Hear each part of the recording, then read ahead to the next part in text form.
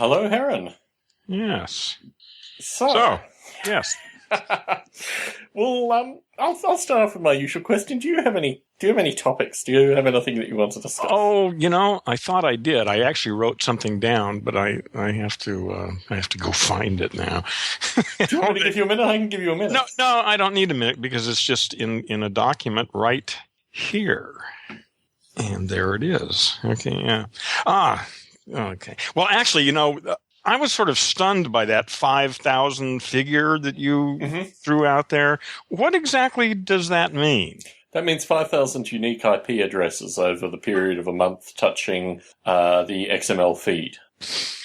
Okay, so 5,000? Yeah, 5,000 and change. I think it was something like 5.25. Yeah, well, whatever. I mean, the fact that it's more than a couple hundred surprises the hell out of me. Well, don't let it be surprising. The stats are good associated with the Facebook group. You typically get about 1% of folks who actually listen and consume on a regular basis deciding to actively participate. So I think that's, that fits in with the kind of numbers that I'm expecting. Okay. So, well, really, yeah. So these people, you say they've checked in where?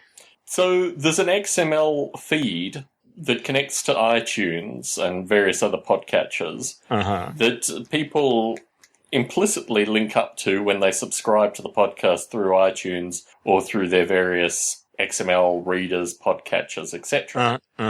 So these 5,000 people are people who actually went out of their way to subscribe to this thing, that didn't just sort of stumble onto it somehow, or? Well, they may have stumbled onto it, but yes, they've actively hit the XML feed associated with the recording. Okay. And that means what? They just get a notification? No, that means that if they have it on their iOS device, or if they have it on their Mac or Windows machine, or maybe even Linux in some circumstances, they will automatically download the audio of each show. So it doesn't necessarily translate to listeners. No, but they still... I'm appalled. Well, where the hell are these people?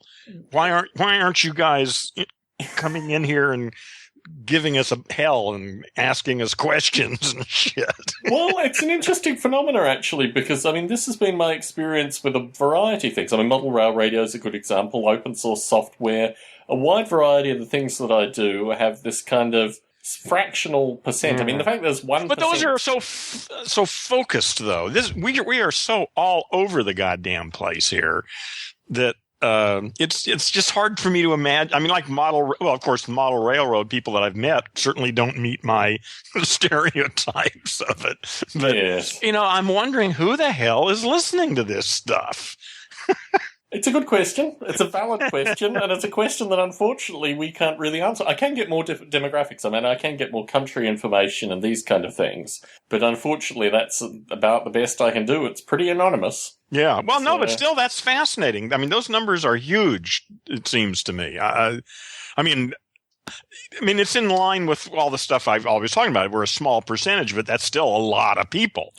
Yes. And is this really indicative that we're actually sort of smoking out our brothers and sisters out there, that they're beginning to accumulate here? I'm not sure. It's been less than a year since we've resumed the podcast, I think. And when we resumed the podcast, it was, I think, 1,500 and change. It wasn't that many. But over 1,500 still. After 3 years of not doing anything, there was still... No, we were off for a year and a half. We had a good run initially, and then we came back at a year and a half later. Okay. So, yeah. Yeah, anyway, that's just very encouraging that many people are listening. Maybe it's just a good laugh to a bunch of them. That could very well Possibly be. So. They think this is a comedy show. I thought it was a comedy show. What, this is a comedy show? Yeah, really? You mean this isn't a comedy show? Yeah. That's right. Remember, we're what did I say? We're putting the B back in banal, or we're taking out? No, we're taking it out. That's right. I thought we were putting it back in, but anyway. I can never keep it straight. What we're doing. What we're doing to banal. But yeah, my reflections associated with the 5,000 and change number is, I think that factors into the kind of outreach that I've been trying to do. And obviously, both implicitly and explicitly, listeners have also drummed up a variety of interests within their own particular communities. Yeah. So Well, if they're really listening to this stuff, they've got to be weird. You know, I mean, there's so many other more normal things to be doing than listening to this. Well, I don't know, Heron. I mean, my view is that actually, if you look at I'm seriously, I think when we reach show 100, I'm seriously going to contact Sirius Radio and NPR and see if they have any interest in this stuff. Because compared to the stuff they're putting out, we're actually, we work on a focused show here. And it's in some way, yeah. It's certainly not for everybody. I mean, so it's focused in that sense. Following the Lorraine Devoted show last recording, she gave us the feedback that it's the fact that she can't predict what direction we're going to take this thing. Yeah. So, well, she's just not good at predicting. That's all. Yeah, no, my spiritual advisor is very good at predicting the Heronstone line with regards to a variety of things. So yeah. I'm pretty predictable in a lot of ways that way. Certainly. But anyway, that's another story. Anyway, no, that just really struck me when I read those numbers. I was pleased and surprised. Yeah, I'll get the regional demographic statistics that would be interesting. Up as well. Yeah, any information would be interesting. Is there any way we can get more information? Is there any way we can encourage? Well, I'm doing it by saying it, encouraging these people to participate. Let us know who you are. Well, I think there's a good portion of them that are sufficiently, Joe the Drummer-esque that they probably won't be on Facebook. So maybe we're actually cultivating a listenership that will be, downloading it off pirated Wi-Fi in a Starbucks and, going on the lam for the remainder of their time. They get their updates of Stone Ape when they emerge from their caves. I don't know, but it's interesting actually because I think the Facebook group gives me a good indication of the potential kinds of listeners that we have. Yeah. I find the people, like I say, I'm really enjoying the Facebook page. The stuff we get there, it's a small number of people, but those people are asking and thinking about, I think, interesting things. And that's just very encouraging. It would just be nice if there were a lot more people whose names we'd never seen before. Well, we're gathering like 2 to 5 a week on the Facebook page. Really? Really? Yeah, the numbers seem to be going up. You seem to be putting through most of them. So I think, we're getting there, but we'd like to hear more from listeners. Not that we don't like the listeners we've already heard from. Oh, we just want to dilute you a little bit. Yes. So we have a wide variety of questions from listeners. I have a variety of questions. I wanted to... Lorraine has supplied a good number of questions this evening. And Lorraine is just doing her part, man. Good job, Lorraine. Yeah. I think she will try to keep being unpredictable. She seems to wander through the world just waiting to find things that are applicable to Stone Ape. So thank you very much, Lorraine. I'll start with this one. In 2009, Tom wrote, Second Insight, Simulation. Oh, this is from my, what's it called? Ape-Brain Narcissism Misses the Singularity. So she's quoting that particular text. A simulation is any environment with applied constraints. And this was a means that I used to actually analyze a series of things in the quote-unquote real world associated with the underlying elements of simulation that I'd developed through developing Noble Ape for, by that point, 13-odd years. And Lorraine says, does Gaia fit in this definition, given Gaia as a nickname for the totality of Earth's complex systems? Well, I think it probably does. I mean, I've been relatively sympathetic to the idea of Gaia, and in the context of my, simulation, or do you say philosophy, certainly the Gaia concept. In fact, I wrote associated with the structures of complex environments indicating life, and you can zoom out to the Earth and get components of the Earth actually to indicate life very strongly. So yes, I think it all fits together. What was your thought associated with... I mean, we've never really delved too deeply into my kind of deeper philosophy of being a monkey in a simulation, but more importantly that you can use a variety of techniques that you glean from simulation to actually explore things like the legal system, the road system, a variety of systems as being fundamentally simulations that you can, explore and tinker with through those things. Yeah. I don't know. I really don't have much of a comment on this, except during that, the thought came to me to recommend a book to all of our readers and to you in particular, Tom, because I'd love to get your opinion of it. And it's a book called Computer Theology. Oh, okay. Have we've probably talked about it. Have we talked about it? No, we haven't. Are you familiar with it? No, I'm not. Well, all I can say is I started reading it about a year and a half ago, and it took me almost 2 months to read the first 30 pages because I'd have to put it down and stop and think and then reread the paragraph and then reread. It's the densest book I think I've ever, if you look at books as a combination of ideas and glue that holds it all together, and this is like, and most stuff is like 5% idea and 95% glue. This is just the opposite. It is so dense, or at least the first parts of it are anyway. I'm just having a ball struggling with it. Anyway, I put it down because I was just overwhelmed with it and started reading some easier things. But I've come back to it, and I'm going to go through it this time. So the book is Computer Theology. Computer Theology. Can you give a rough overview of what one will find in Computer Theology? I'm not sure I can. Okay. I've only read 100 pages of it so far. Well, he's looking at religion as a natural biological phenomenon, an evolutionary developed aspect of human behavior, and looking at it as an organizational principle, a way for monkeys to organize themselves. And then he's looking at computers and asking whether or not the way computer systems work might, if they're both evolutionary products, then are there any similarities that we can find useful and to our advantage? Maybe that's part of it anyway. Well, there are certainly a series of monastic traditions associated with both the creation and the development around computers. And I mean, I think that is an interesting exploration to take a kind of theological study associated with the creation of computers, but also the kinds of folk that have, I guess, would traditionally have entered. I mean, if it's interesting, actually, I frequently think about if I wasn't a software engineer, if I existed, 200 years ago or 400 years ago, what kind of stuff would interest me? Yeah. Well, it's a little weird still for me to say it out loud, but actually I think of myself as a monk, really. The things that most people find interesting are just nothing to me, career, family, money, all that shit. I mean, it's nice to have a roof over your head and enough to eat and all that. But none of that really motivates me. What motivates me is trying to figure out what the hell's going on. And that strikes me as pretty much being a monk.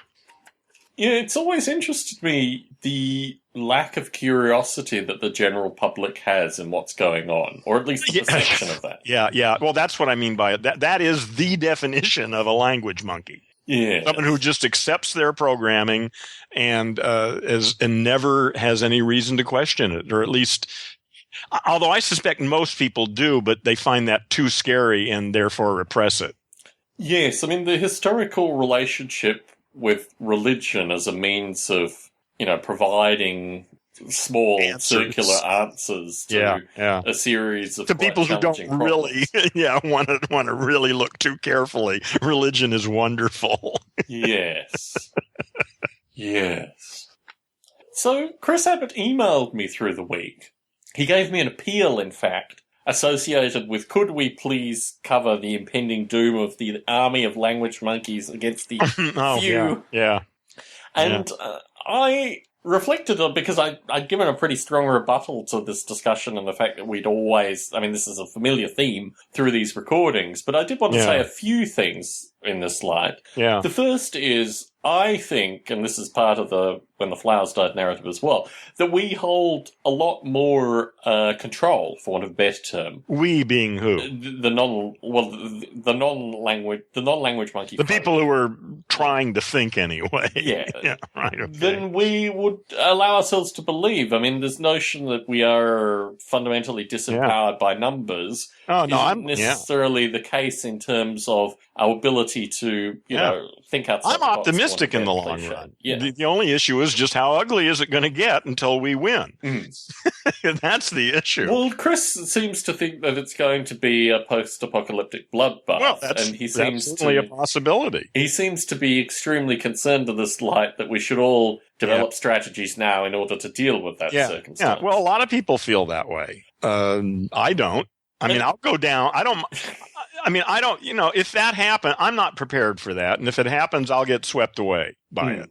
And I'm okay with that. Like I say, I'm old, so I've already had a good time. I was a hippie. What the fuck do I care? Well, the interesting point is his secondary question, which he said in a somewhat cryptic fashion, but I will interpret to go through the discussion that we've had associated with firearms and my interest in at least learning how to manufacture firearms, related to the idea about what if we don't want to use firearms in our protection. But it was somewhat deeper than that, because I think there is a pervasive, historically, whatever this means, what might have been called the left, has had a view that firearms need to be, need to be eradicated, similar to the drug. The just say no crazed folks seem to think that. Well, it would be nice if there was a world in which firearms were just for sports. Yes. It would be wonderful. Yeah, obviously, it's people's use of firearms that. But it would seem to me that in a sort of reasonable world, nobody would have firearms. Well, that's an interesting point, because I guess my view is, just as we are not in a reasonable world currently, I view a knowledge about these things, an intimate knowledge, similar to a number of folks in the psychedelic community view an intimate knowledge associated with psychedelic chemistry. And although I come from a very anti-firearms environment, so both psychologically and, in terms of just a vast quantity of other aspects, I think there's something very productive about having an intellectual understanding of a phenomena, which enables you to not necessarily fear it, but at least get some, additional information from the circumstances. So if you're ever confronted with these circumstances, you have a better understanding of what to do.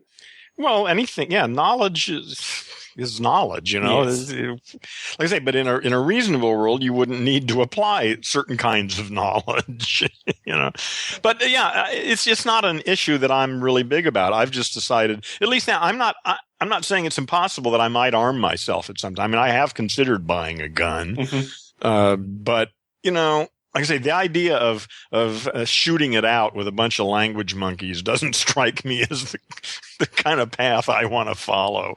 The things that I'm finding through firearms culture in this country is it's very much a hobbyist community. I mean, I see parallels between model rail and firearms in terms of the marketing and the sales of these things. That makes a lot of sense. And a lot of these things are overpriced and underfunctioning and are associated with, I don't know, fashion trends, for want of a better term.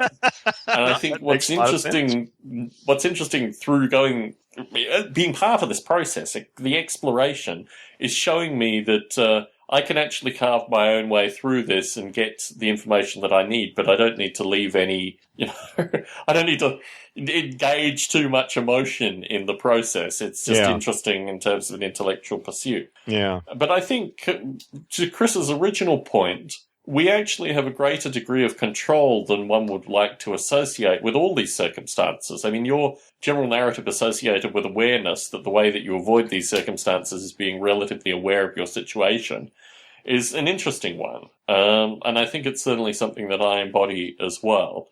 Oh, I see a lot of people who get themselves into all sorts of really shitty positions with things happening to them. And then when you look at what they actually do, you wonder, well, what do you expect? Yes. You hang around with those people and you're surprised, at what happens.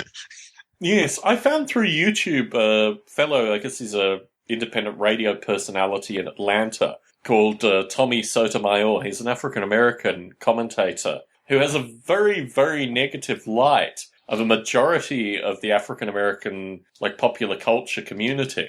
Mm-hmm. He basically says that, African-Americans are their own worst enemies, basically, associated with the but that's true of just about everybody. I know. This is what's fascinating to me. That's no big deal. What's fascinating to me is his analysis, although some of it I disagree with, but he's very good at taking a magnifying glass down to, well, if you accept this, this, and this, then this, and this tends to follow. Yeah, don't surprise yourself. Yes, and, there are consequences associated with certain actions, and it's interesting because it's an empowerment through analysis method, which I really like. I mean, I like using that method myself. Well, in a sense, again, it's getting out of the story. Certainly. Is one way of looking at it. People are stuck in one analysis, and what he's doing is challenging that analysis and offering a different one. Yes, what's acceptable should be considered unacceptable in order to move from the circumstances, which I think is a very interesting analytical tool. Now, as I've said, I don't agree with all his methods, and I think some of his methods are just repetition learning, which I think is, positive in breaking cycles for a certain group of people. Well, for some people, that's the beginning. It's a multi-level approach. That's for the beginners. But yes, it is very curious. I think I've fundamentally broken YouTube's algorithms now. I think they don't have a clue who I am at all, because I'm now getting you're getting shit all over them. Yeah, no more tampon ads, right? No, but strange transgender, this is your life kind of things, which I have to. Marty Fisher is responsible for that, because our listener Marty Fisher pointed me towards some transgender YouTube celebrity who'd committed suicide. And watching two of her videos... Oh, that did it. triggered the transgender wave that I am now seeing. It's actually... I think they're that quick. I guess I'm pretty boring because I get mostly Alan Watts, Ram Dass, spiritual shit, some science stuff. Yeah. It's pretty good, actually. They've got me down pretty good. You've reinforced a lot of these aspects, though, in terms of your viewing habits, I'm sure. Oh, yeah. I watch the stuff that I'm interested in. Yes. Whereas I'm just all over the place. I mean, I'm constantly kind of grazing on the broader YouTube. I never do that. I only go there if somebody gives me a link.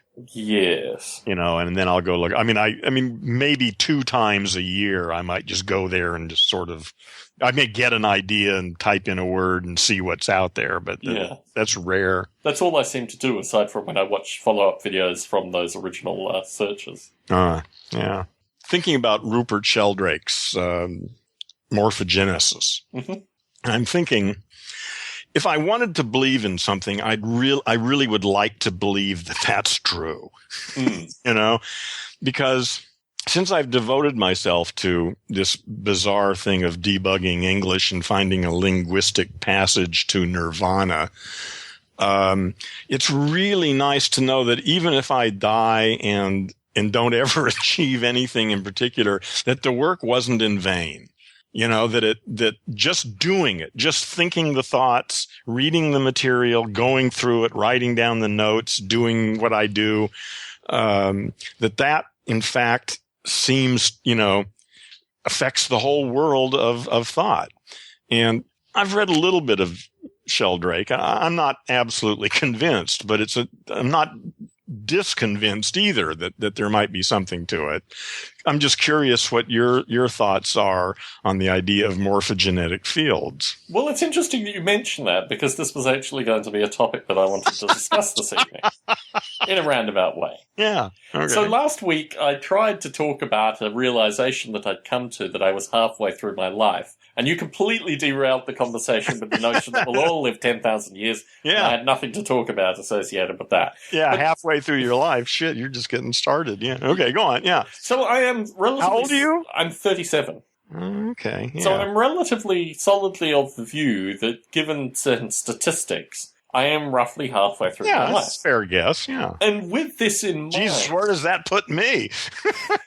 Whoa. Okay, go on. With that in mind, I've thought quite critically associated with, firstly, how after my early 20s, where I've reached my life's goals, I kind of waved around a bit, although I maintained things like Noble Ape in my writing through that period, but that I need to almost like reaffirm focus on getting out things which haven't yet surfaced, in my view, to their full potential, like my early writing, but also working on Noble Ape with a slightly more focused view. I'm really very pleased both with what we've been able to do here and also, the model rail phenomena, even though that's kind of a bit of a detour of my general workings. But the thing that has struck me through this is, in contrast, and we will get to morphogenetic fields in a minute here. Give me a second. Okay. In contrast, what has gone on with the kind of broader artificial life community. Now, previously I talked in almost satirical terms associated with the International Society of Artificial Life's endeavour to find Chris Langton, the founder of the field, who has done everything in his life to try not to be found ever again associated with the field of artificial life. Over the past week, the board of the International Society of Artificial Life has been floating the idea of the Artificial Life Hall of Fame. This is their words. Well, that's cool. Yeah. Well, it would sound cool until you realise that the Artificial Life Hall of Fame was, in fact, a means of institutionalizing the failings of the discipline. People who you'd never heard of previously, who had never actually done anything meaningful in terms of getting the ideas out to the broadest possible community, but had maintained their own little quorums of, small groups of folk. And the thing that is... Well, that's all valid. That's acceptable. But a Hall of Fame? I don't know. Maybe it's just a Hall of Participants, maybe. Well, you see, I mean, my interest is in the communication. So if the Hall of Fame was like 10 folk whose papers were then published in a popular book, I mean, that was one of the things that got me into artificial life, was Margaret A. Bowden's philosophy of artificial life, which I think is probably one of the best treatises of artificial life, particularly for the philosophically inclined. So... But that's not what they're talking about here. So returning to Sheldrake, the thing that interests me about artificial life historically through what I've done through Biota, I should point out, when I was looking at the stats for Stone Ape, I was also looking for the stats of Biota. Biota's 8,000 and change unique IPs. Oh. So there are people out there that are interested in this artificial life stuff, just not in the academic community, or they are in the academic community. Well, some of them are, yes. But that's just one component, But I think there's a growing interest in doing things like creating simulations of morphogenesis, creating simulations. So, for example, I talked to a fellow who basically was in and out of a lunatic asylum, and he appeared on the Biota podcast periodically. He was constant stream of consciousness, actually. I should probably post some of his audio to the Stone Ape feed, because I think the Stone Ape listeners would really be on his wavelength for a lot of stuff. But he talks about simulating Sheldrake. And what he did was he created a simulation, a regular simulation with autonomous agents that kind of wandered over an environment. And then he gave them a kind of morphogenetic field space, which enabled them to, as Sheldrake postulates, communicate on a different level, or at least. How much do you know about the evidence that he gives? About experiments run in different places at different times, and that later animals learn these mazes quicker. All that sounds really nice, but I'm wondering. I mean, I haven't followed up on any of that stuff. Yes. Do you have any reason to believe that's not greatly exaggerated? I have a number of... as you talk about punctuated equilibrium, you can use punctuated equilibrium, at least in his human examples, to describe some of the phenomena. Just the fact that the times are revolutionary in that sense. Well, if you look at Newton and Leibniz, and you look at all these kind of discovery, co-discovery, a lot of stuff in computation has been done roughly the same time. Yeah, the time is ripe and this stuff happens. Exactly. Yeah. When that can be easily interpreted associated with focused minds on particular problems. Yeah, but he's talking about rats running mazes under certain circumstances. Well, his description also about the permeation and the way in which various plants have changed. But you see, this goes back to Gaia perfectly, Heron.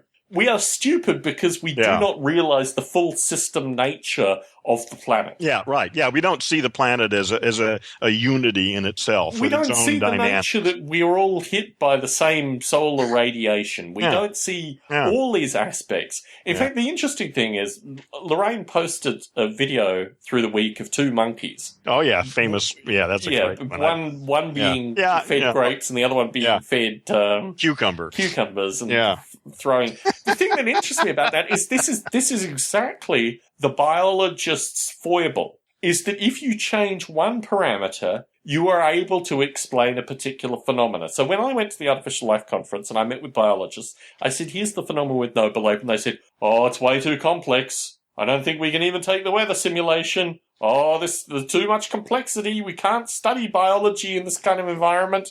And the nature... That's too complex for them? Yes. Okay. All right. Now, if we took out the weather and we simplified the landscapes and we had our swim bots going through, that's still a little bit complicated. These water currents, I don't know if we can deal with that. Yeah. And I guess this is the nature of traditional biology. I view Sheldrake not through any mysticism. I don't see the morphogenetic fields as being a mystically described phenomena. I see them being a part of the whole. And unless you understand the biology as a whole, which humans biologists in particular, have been notoriously poor in doing, then you don't get you see, the problem is that Sheldrake himself portrays this degree of mysticism rather than explicitly talking about the nature of kind of interlinking systems. Yeah. And I guess that's my critique, but I'm very sympathetic to Sheldrake's ideas in a non-mystical setting. Yeah. I think it's a number of the phenomena he describes, conceptually, particularly through simulation, are easy to describe. Yeah. I don't see any point in mysticism at any level. You know, I mean, from what I've seen, it's mostly just a bunch of bullshit, you know. It's nice, maybe. People like to think that way, but... I don't think we need, well, I'm not even sure what mysticism even means, except that you can't talk specifically about it. Well, it's interesting actually, because I guess my concern, particularly with the kind of, broad fundamentalist atheist narrative that seems to be peppering through the discussion of science, is it fails to acknowledge how little we actually know. But more importantly, how the ways in which we establish knowledge, i.e. the principles that get us through biology, chemistry, physics, mathematics to a certain extent, actually construct the problems or produce the problems for us. Yeah. In terms of tools of insight, you can look at the various methods that are used in these disciplines and indicate where there are holes that probably should be filled. But that in and of itself, I think, is... we've fallen into a number of Lorraine's subtopics through this discussion. But I'm sympathetic to Sheldrake, not as... well, it just feels good for me. I mean, the idea that all this work because I'm looking at where I am right now. I've taken a year off, and it's real clear to me I need to take another year. I mean, I'm not sure what the hell I'm even doing. I mean, it's much clearer than it's ever been, but it's certainly not clear enough for me to embark on any particular line of action. And I have no idea whether I'll ever accomplish what I want to accomplish. But the idea that continuing to work on it has an impact is worth doing, even if I die and all my journals are burnt up and just, I've affected the people I've affected, obviously, so I've had some impact. But thinking that, somehow it all contributes, is very comforting feeling, But I'm not, again, I certainly don't believe it, but it doesn't seem totally unreasonable to make that assumption. The interesting phenomena associated with the unique IP addresses as a means of scoping the folks who are even listening to Stone Ape. Assume half is the case. Assume a fifth is the case. Yeah, whatever. 10% even. 1,000 people who are listening to our words currently, reflecting on it, maybe motivating some aspects in their lives. Maybe they just like listening in to laugh. But nonetheless, I think... It has an impact. Yes. It's there. Yes, clearly. No, I'm talking about something beyond that, though. Although Yeah, I am, but I don't see it as mystical. I mean, I acknowledge that. I know I've had an impact in the world. Small as it may be, there are a lot of individual humans who have had their brains changed by listening to me somehow or other. I don't know how many, but in any case, I'm talking about what Sheldrake talks about, a morphogenetic field, that somehow just doing the thinking itself is part of, and when you see it in terms of Gaia, then it seems even more obvious that it's going to impact everything. So anyway, I don't know why that came up this week. Well, I guess is because I was sitting here looking forward to another year, not knowing really what I'm going to be doing, having no plans to take any particular action or anything, just trying to clarify what it is I want to do. And thinking, I may never do it. I may just be deluded. I may just, spend the next 20 years, if I'm lucky enough to live that long, continuing to read and ponder and wonder what the hell I'm going to do. And then I'll die, Yeah. And it would be nice to think that, like I say, that even though I may never achieve, or recognize that I've achieved what I set out to do, that it still has some import. I just like that idea. Well, you could be inspiring people currently in their early 20s to take a different path. Absolutely, to explore something interesting, which in and of itself motivates. Yeah. Well, that's all part of the normal, the sort of normal stuff. Like I say, I know I've influenced a lot of people. Well, some people. And I'm grateful for that. I mean, every once in a while I get an email from somebody, and it's really nice when they say, thanks, you said something and it changed the way I think about things. That's great. So following along this line, almost lockstep with our current discussion, Lorraine asserts the current institutions of public education and academia are completely antithetical to the development of intellectually curious, she uses the D word, democratically operating and otherwise functioning earthlings. We desperately need alternatives spanning Squish and the Matrix. Please discuss my reifying truth claims. Huh? I missed that last. Please discuss what? My reifying truth claims, which I think is anyway, moving on from that. Relates to what she just said earlier? Yes. Okay, I'm not sure I get that. Let's eliminate the please discuss my let's just discuss. Okay, just talk about, the education and what's needed. Yeah. Well, clearly listen to me. God, I'm so full of shit.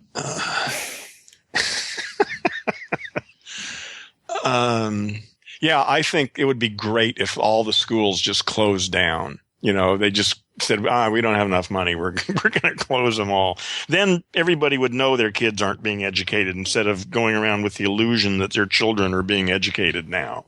Yeah, I asserted to two of my co-workers this week that schools were just to familiarize yourself with the prison system. Yeah, basically, it's an indoctrination. Schools was not to educate. And if they thought that their children would be, as you say, if you think children are being educated in schools, then you must have been educated in the school. We have a long way to go. I mean, the assertion that education occurs within institutions. Well, that's why I'm so excited about tablet computers. The fact that babies now have their own iPads. I don't think I think if 5 years from now, even 5, certainly 10 years from now, if the education system collapsed, I don't think it would make much difference. And actually, I think it would probably be better. The notion that there are more producers of content, I think, is a very positive thing. Yeah. Because through that, we will improve our broader understanding. I mean, phenomena like YouTube do that pretty well currently. But I think that is only going to get more extreme. We are only at the start of that. Yeah. Yes, it's great. Yeah. It could be really very exciting in terms of a variety of different forms of media. All sorts of possibilities for educating children emerge now. Yes. There's and some of it entails them meeting physically in a room with a teacher or a group of facilitators or something or whatever. That's certainly still a valid part of education. But so much of it can be done on an iPad. and at home or with a group of friends or any other, just all sorts of ways, Yes, it's an interesting. I mean, the notion of the historical forms that we've had, the historical forms of media, the phenomena of the film or the documentary or the movie or all these kind of things, I think, is being chiseled away progressively by these devices that have cameras and enable people to communicate almost instantaneously. Well, I am just still, I remember when the iPad first came out, I was not impressed. I didn't get one until the Retina display showed up. And within hours of getting it and playing with it, I was absolutely captivated by it. And of course, I can't get rid of my real computer. That's essential. But I probably spend more time on my iPad than I do on my computer now. I'm almost embarrassed to say this, but work through the week gave me a computer with a Retina display. And I don't think I'm ever going to use another kind of computer again. You can't. It really is just astonishing. What did you get? 15-inch MacBook Pro with Retina. But the thing about it is that editing code, which is probably the driest form of computer use, is now luscious. Oh, yeah. It now has a texture to that it. Screen is, like I say, I can't stand reading paper anymore. So I brought it home in the evening in order to work on Noble Ape and my productivity on Noble Ape just through this screen. Yeah. And honestly, I was skeptical up until the actual interaction, but now I am a true believer. Once you get it, once you see it, you never go. Well, like I say, the idea of I just cringe every time I have to buy a book off of Amazon. A piece of paper with toxic chemicals smashed on it. It just looks awful compared to what I get on the iPad. I mean, the text, the crispness, the clearness of the text is so much better.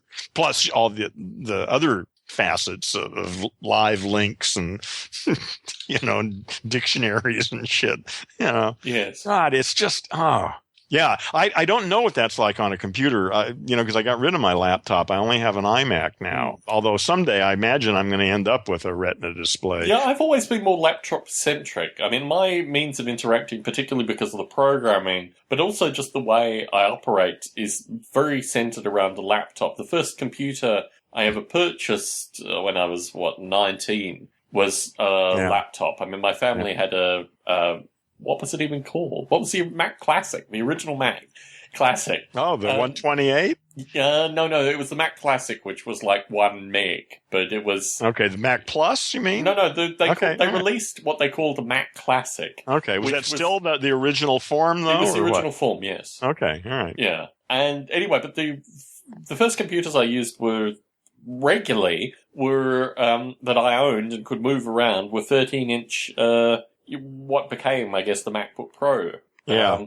And I had various Windows machines and what have you through that period of time too. But my way of interacting with a computer is primarily through a laptop because I type quickly. Yeah. So really, typing slowly through the iPad just isn't the same thing. And most of my work is text-based. Yeah. So, that's just the form that it takes. Yeah, that makes sense. See, typing is a small part. Yeah. And when I type, I'm typing ideas that are in my head, and those come to me slowly. It's not hard for me to keep up with that. And actually, I'm getting to be not a bad typist at all on the iPad. I mean, I can not as good as I can on a real keyboard, but I don't really need that. So yes. So through the week, I posted on the Stone Ape Facebook page the first conversation that you and I ever had. I listened to part of that. Which was through a Biota podcast recording. Yeah, on TalkShoe, right? Yeah, on TalkShoe. And Lorraine must have actually gone through the Biota catalogue this week, or at least the podcasts around it, because she asks, associated with Biota Podcast 56, which was an interview that I did with Tom Ray. I need to take some steps back here and describe who Tom Ray is. Tom Ray is both, he's in this class of people that are both part of the artificial life community and also part of the psychedelic community. Tom Ray was a biologist, very similar to McKenna, who went into the jungles of Peru and basically lost a few years of his life there, emerged from the jungles of Peru, and then wrote a program called Tierra, which created a programming soup of biological evolution, which he wrote, I guess, in the late 80s, early 90s. He has since fallen out, perhaps for reasons that I've already discussed this evening, with the artificial life crowd, and now thinks of himself more as, I don't know what one would call it, actually, like neuropsychology, perhaps?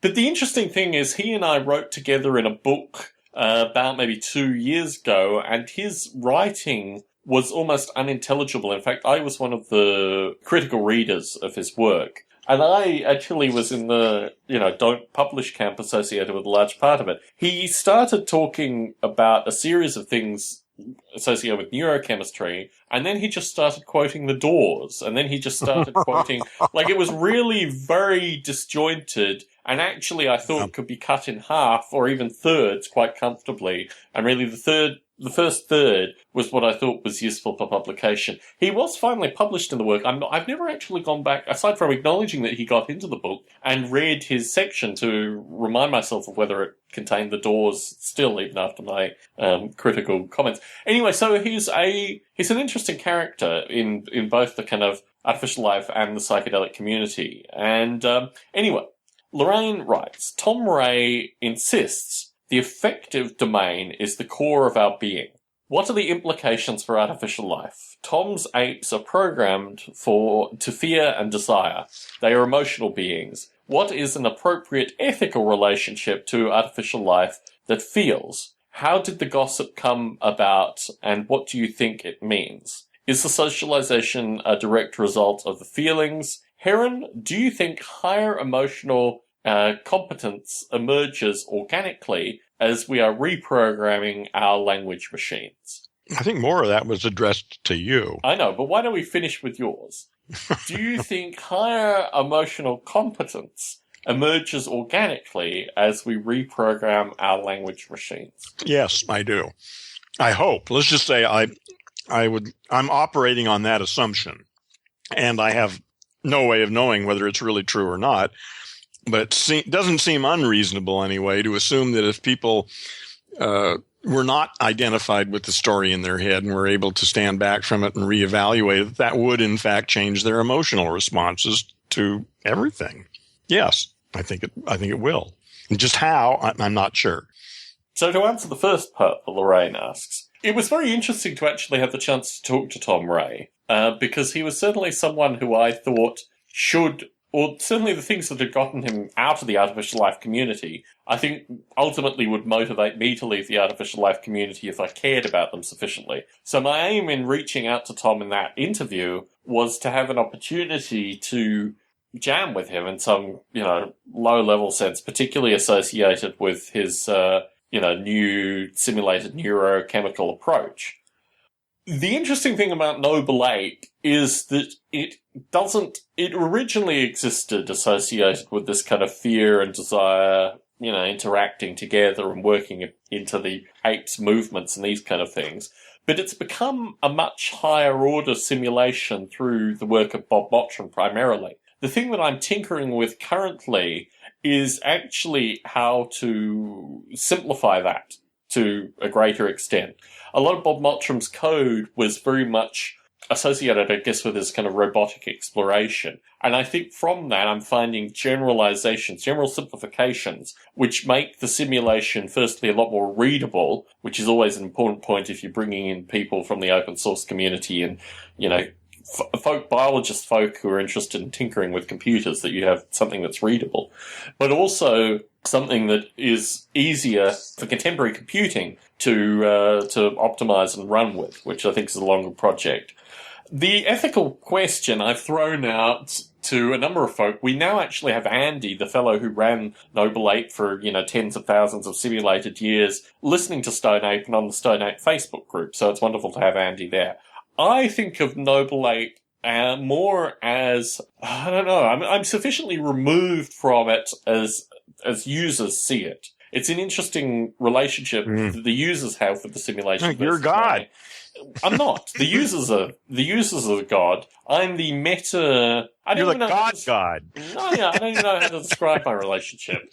My relationship is to improve the simulation progressively to the point where more and more folk will be interested in it. And making it philosophically sticky brings in a number of users. Optimizing it in particular ways brings in a small number of users. But, the big carrot that is still out there is associated with visualization. It's associated with making people who are more visually receptive interested in the simulation. That's what I need. Yes. I need to watch them. Yes.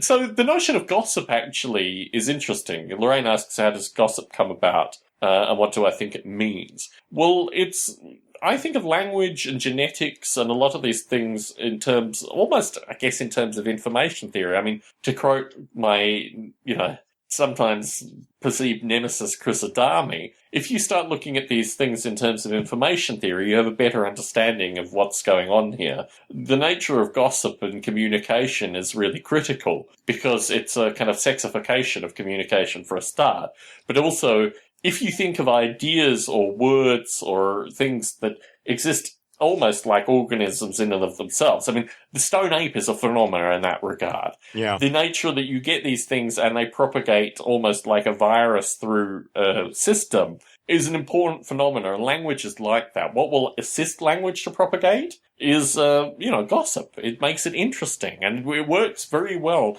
in the Noble Ape simulation because it conveys a variety of bits of information that historical procedural language-based simulations didn't do. They just kind of worked away at the code, and there's this notion of genetic algorithms and genetic programming. Genetic algorithms are like a linear set of values, like genes basically, that exist. Genetic programming enables you to go in a variety of different directions. It's like another dimension, basically, on genetic algorithms. And the thing that interests me through the ideas of gossip here, for example, is that it just gives you an additional texture to kind of convey the information as it moves through. So I think I've probably overloaded the show-based dose of Noble Ape-related talk in Lorraine's question. That's not unrelated to the idea of morphogenetic fields. Not at all. Yeah. Gossip. Yes. Yes. Yeah, even when the subject, again, the structure of the thought as opposed to the content of the thought, both are effective. Certainly. So it's possible that even though the conversation might be about, the content might be trivial, there may be something about the structure of the talk that's profound, unknown to the participants. Certainly. But that structure of talk is being propagated. I'm hoping that, that sounds sort of reasonable, doesn't it? Certainly.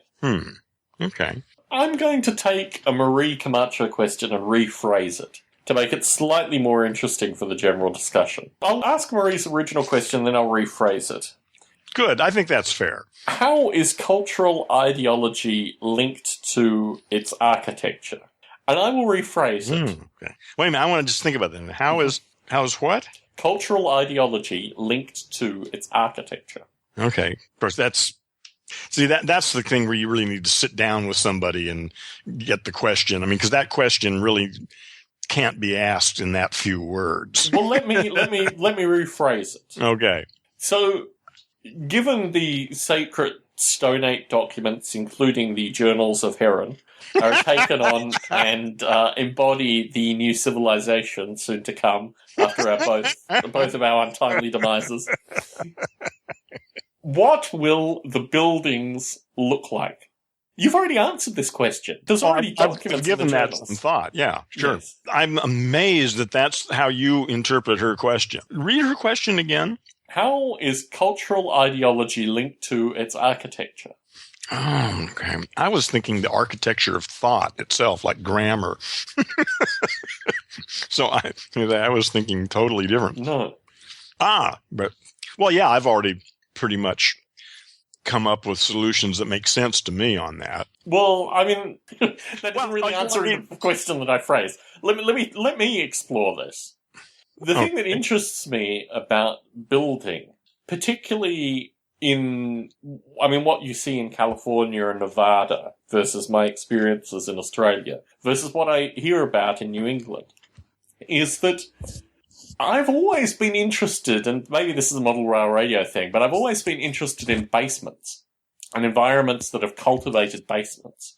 Californian architecture, and this, I'm talking about junk architecture, apartments, what have you, is so constructed based on the fear of earthquakes that it actually changes. Well, firstly, it gives everything a utility, which I link almost to the utility that I saw in East Berlin. I mean, East Berlin is basically cookie cutter, kind of cement, square edges, very along the lines that you would, establish kind of communist, visions of these kind of things. And this is obviously the link of architecture and ideology, and obviously through Germany, Austria, what have you.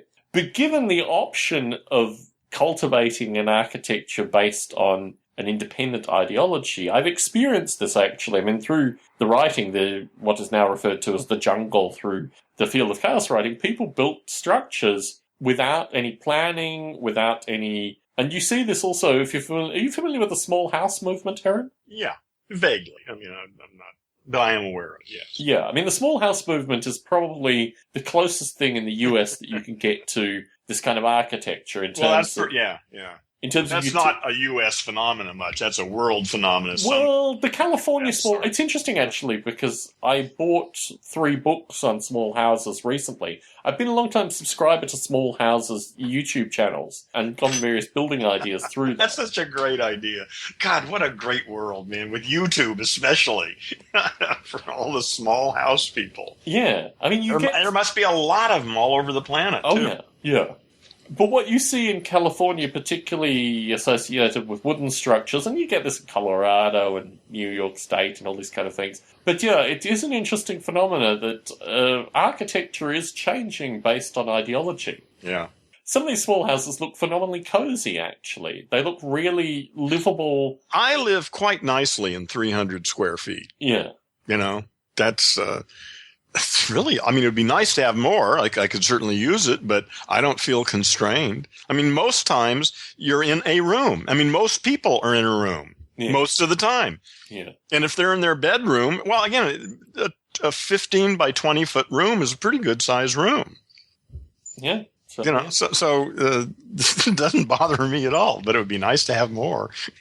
Yeah, I mean, when I've been in smaller spaces as I am currently, I certainly use bookshelves. I mean, the area, I've shown this in video actually, the area where I sleep has bookshelves surrounding me. My spiritual advisor frequently notes in the event of an earthquake I will be buried. You're dead, yeah.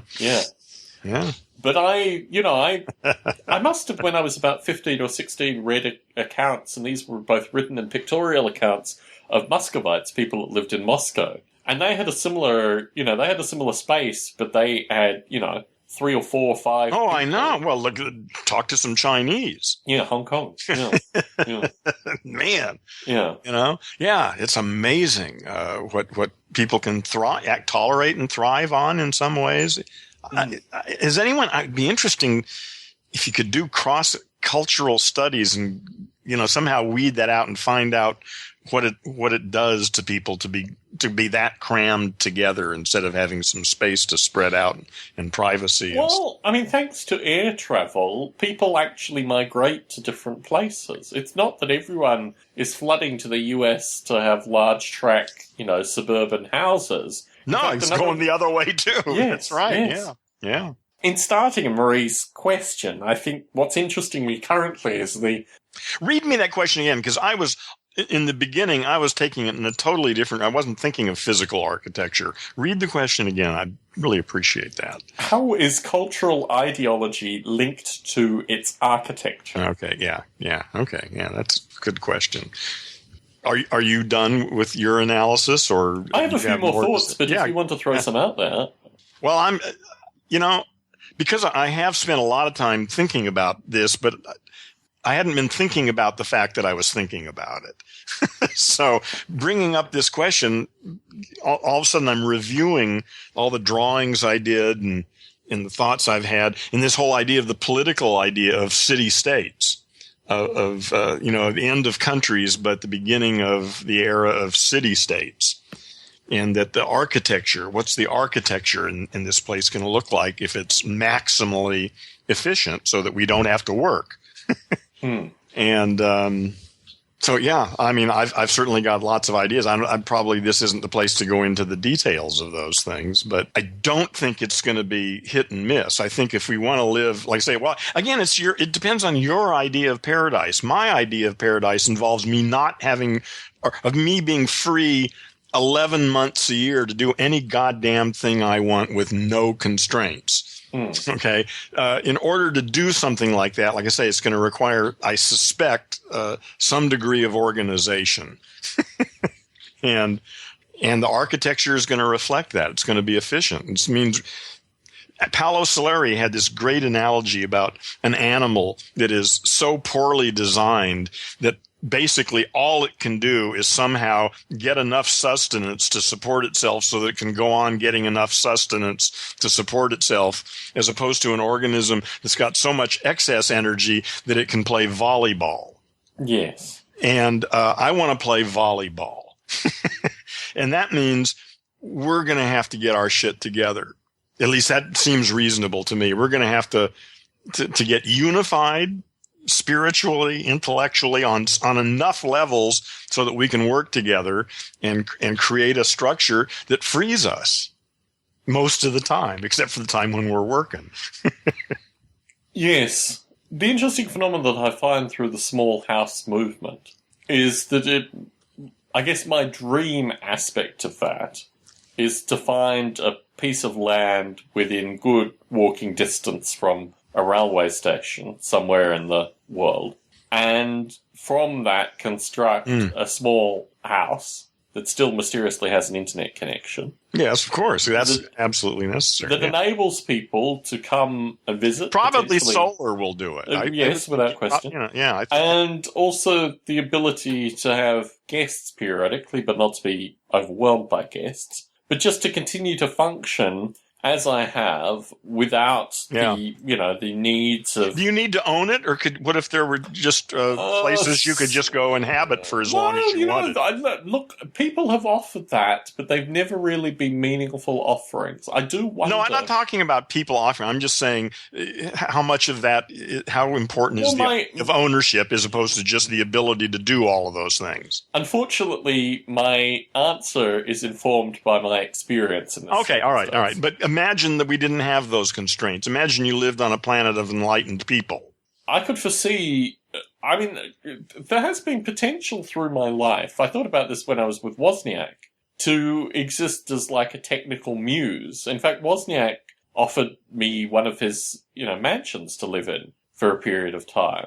It was a very curious period in my life. I think not necessarily the strength, but the peace of mind that I have through ownership, and that is relatively artificial. But still, the peace of mind that I have through ownership is different than existing. Oh, yeah, but peace of mind is all tied up with culture and threats in this culture and the possibility of being evicted and all sorts of legal bullshit. Yeah, well, I mean, I think, so if there was a way where I wasn't connected with another human psychology in living somewhere... Then, I mean... See, because the reason I'm asking this is because I don't see that as being... I don't think we can all live that way. That's not efficient. That's not going to work, okay?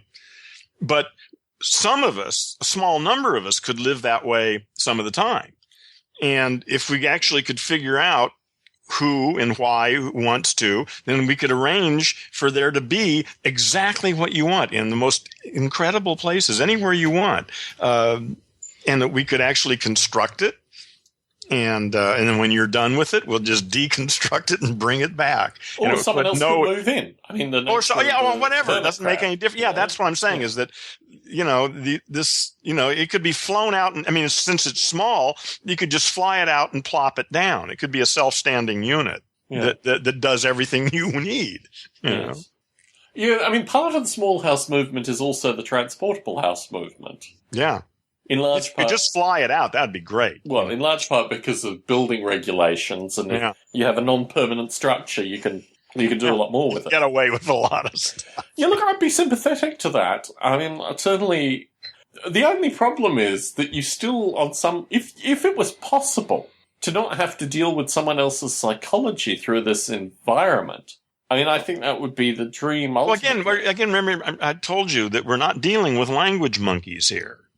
I'm talking about the future when we've made the change. Yeah. Yes. How it could be.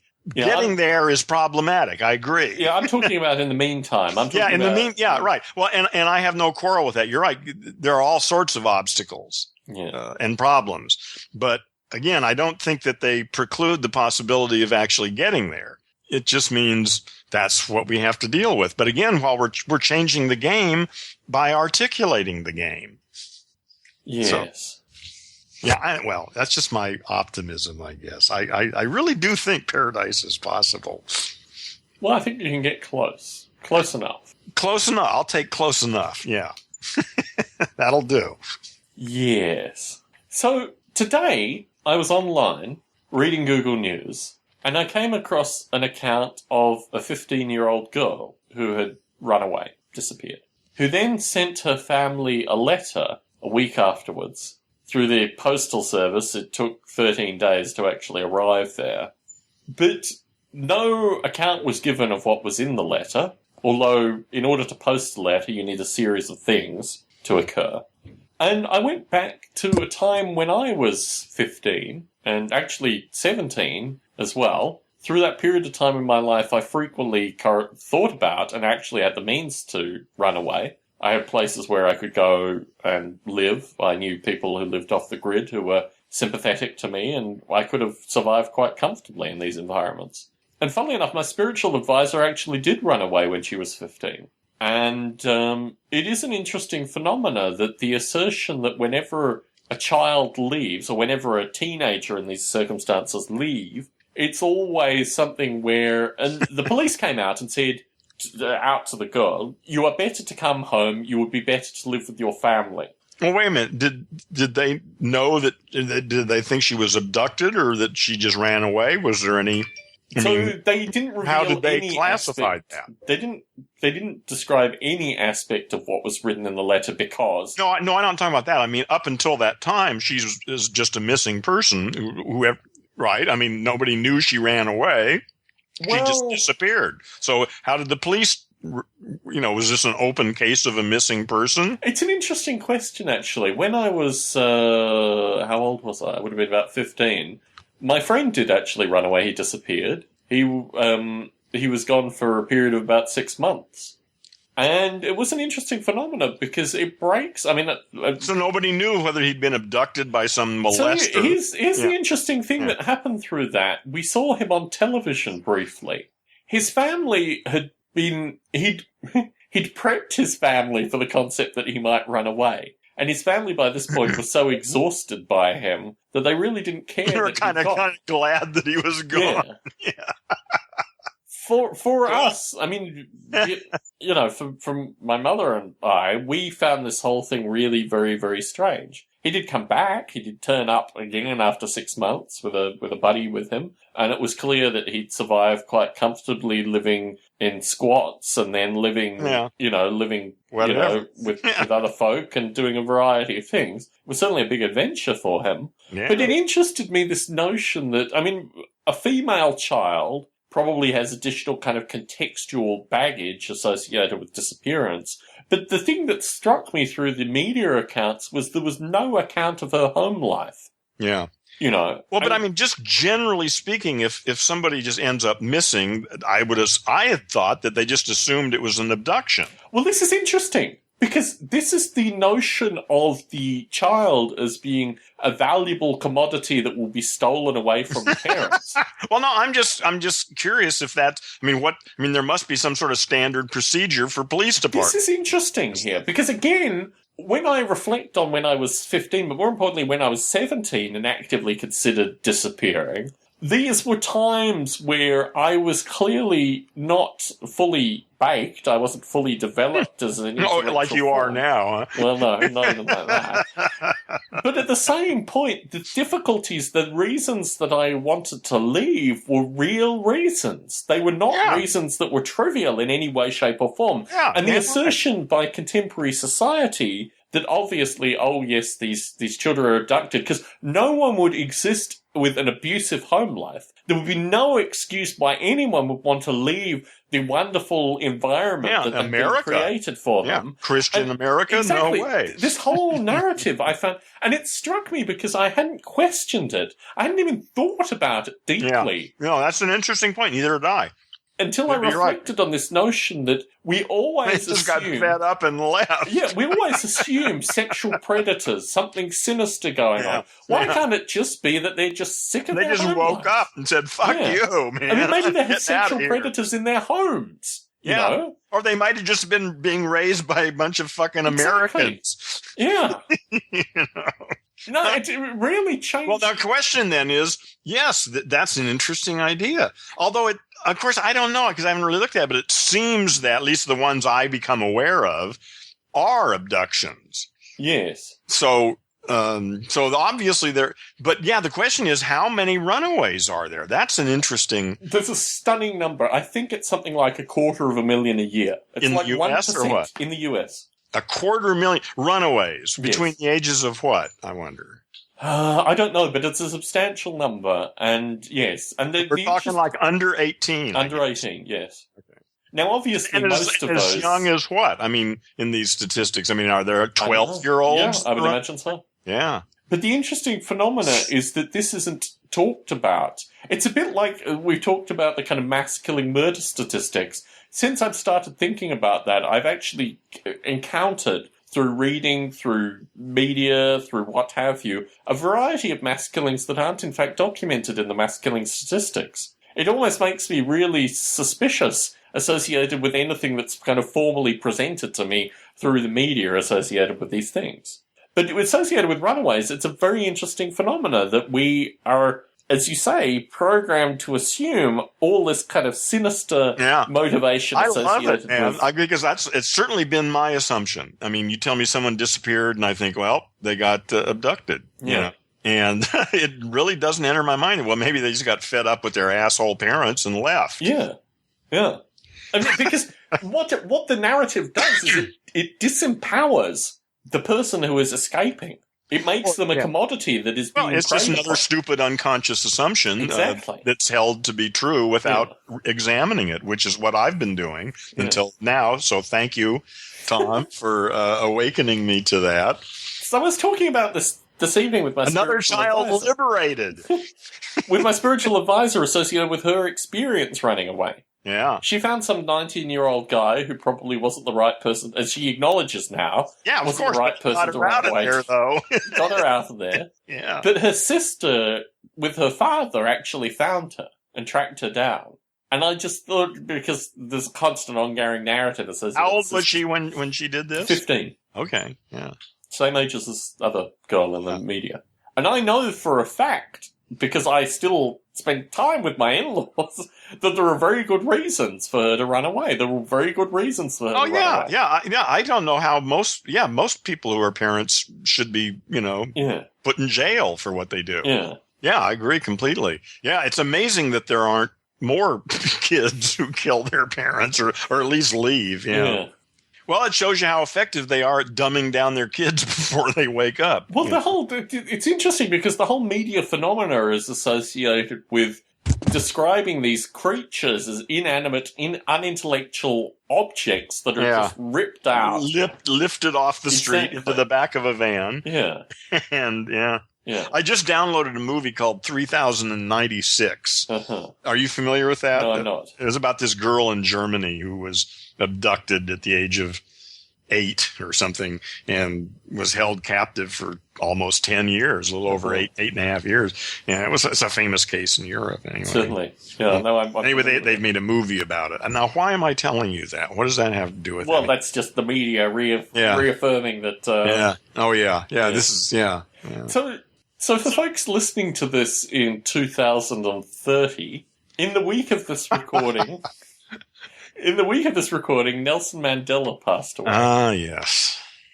In coming to talk about this, and I considered actually not discussing this as a topic, because I think what are we going to add to this? Well, do you know why he was in prison? Probably for blowing up shit. Yeah. and for ordering the killings of people as well. Yeah, yeah. He was... He was a revolutionary. Well, in the modern vernacular, he was a terrorist. Yeah, well, again, these are all political terms. He was a guy using violence, engaged in getting out from under the thumb of somebody who had their thumb on them. Yeah. And, I mean, his record when he got into power and the record of his family is pretty appalling, too. Yeah, listen, well, again, I don't even want to get into it. So, okay. I mean, where's it? I mean, so what is going to be what is going to benefit somebody from hearing our analysis of this? Because it's an interesting phenomena that the story that people are told associated with everything in this culture. Exactly. This is just one more. Well, it's a sort of shining example. Hence my interest in talking about it this evening. Yeah. Because I think it's an interesting phenomena that you can. But what I don't want to do is in any way lessen who he was. He was what he was, whatever that is. And like all of us, we operate with less than optimum knowledge, and we take leaps, and we do things that we regret, and we try, and we fuck up, and we get angry. So Mandela was just a guy who had a large impact on the world. And I think probably all in all for the good, which doesn't deny any of the other stuff. All that other stuff is true. But again, what the facts on the ground and the impact in the noosphere can be quite divergent. But still, the impact in the noosphere is very important in its own right. Well, it's important if you don't want to see any form of change in the current circumstances of folks living in Africa. Well, there aren't going to be any changes coming until the revolution. Well, nothing's going to change anywhere until people start to wake up. Certainly. But the notion of the feel-good associated with Africa as a phenomena. Oh, yeah, Africa's all cool now. Yes, exactly. Yeah, look at that. There's a case where we really succeeded. It's just, it's difficult to be You're right. This an is intellectual a entity in this environment and not talk against the dominant narrative. Yeah, I agree with you. I just don't see, it's just all part of the story. If you see through the story, once you get everything you've got as a story, then this is small potatoes. This is just another story. Except, yes, that's true if you exist as an individual entity. But if you want to create an intellectual discourse or a movement, more importantly, to awaken folks from the story. That's exactly the question. How do we do that? So my approach has been, foibles and all, to try to create an independent and critical narrative wherever possible. Okay, I got it. Absolutely. Yeah, Mother Teresa's another good one. Yeah. Yeah. It's just, it's so easy to bash these icons. I guess it's just that I think, so what? Yeah, you can bash Mandela. Fuck that. Who cares? Let's get on with it. What good is it going to do? I mean, unless it serves to wake people up to the fact that they live in a story, and this is another example. But then the focus is different. It's not about how fucked up Mandela is. It's about how fucked up you are for believing all this shit. Yes. But it's interesting because within the African American community, the folks who reacted angrily against the eulogization of Martin Luther King is something that I found early on in my childhood, my early teens, and I found it absolutely fascinating. The notion that there was a strong counter-narrative to this individual supposed actions and actually what occurred both through his life and after his murder, and the way in which he is now eulogized as something that's completely independent from the struggles and the plights of contemporary African Americans is a very interesting intellectual method, for want of a better term. Well, and again, it works because people tend to fucking believe their stories. Or the stories that are sell them a story. Uncritically. And, and like I say, it's not the particular content of any story that the problem is. The problem is people's relationship with their story. Whatever story they get stuck in, they think that's what reality is. Yeah. But the information that gives them a degree of comfort, baseless comfort in these... No, there is no comfort. Exactly. I find deeply... Because ultimately, I think this has always been the intellectual... No, but see, there is movement. comfort. There is comfort. The minute you get that there is no comfort... Why don't I disagree? I'm very comfortable. If you acknowledge that there is no comfort, then it shouldn't bring you comfort. Oh, but it does. But it might bring you comfort. Well, it certainly did me, yes. Once you give up all hope of ever being comfortable, really, it's easy to say you've given up all hope. But if you really do have no hope whatsoever, then all you've got is what is here now. And then, and then you just deal with that. Yeah. Wow. Yes. It is a privilege not to be, have a tire put around one's neck with petrol filled in it and settle up. Yeah. We are. Well, someone brought this up recently about, how lucky we are. It's true that we live where we do, man. We should utilize every opportunity that we have to make that statement. Yeah, absolutely. We are the chosen few, really. I mean, if anybody's going to do something like create a new world, it's going to be those of us who've got the luxury to sit around and listen to this kind of talk. Amen. Here's a question from Lorraine from the Biota podcast number 57. A challenge she puts to us. You both seem to think that we either have or soon will transcend biology. Do you think we can transcend chemistry or physics? Well, what definition of transcendence are you using? Isn't all this talk of transcendence the very ground of life just some patriarchal fantasy? With deep affection, Lorraine. Do you want to start with this, or should I? In the Matrix, there are no obstacles. None. No physical obstacle, nothing. Anything you can imagine can be as real as you can imagine it. Yes. And God, I can't wait for that. Yeah, this is the interesting thing, because I think of it very much in the now because I have programming. Like, the ability to program things. Yeah. Enables you to actually create that reality. You've got a better imagination than most of us, my friend. Yeah. It's a survival mechanism more than anything. I mean, if you don't have an imagination, you can't escape the environments that you're in. Well, God, luckily, there are some people, I think, who actually live in environments they don't need to escape from. Not many, but there are some. I think they're just kidding themselves. They're conning thembselves. No, I think there are some lucky people who are born. Well, again, there's that thing is that there is no comfort. I mean, yes. And it gets down to that, the mystery. We really don't know what the fuck is going on, and that's the bottom line. Period. We don't know what the fuck is going on. And that's really sort of the end of the story. We got a bunch of stories that people make up to explain it, Most of it's nonsense. Some of it's sort of useful. But that's really our condition, isn't it? It is.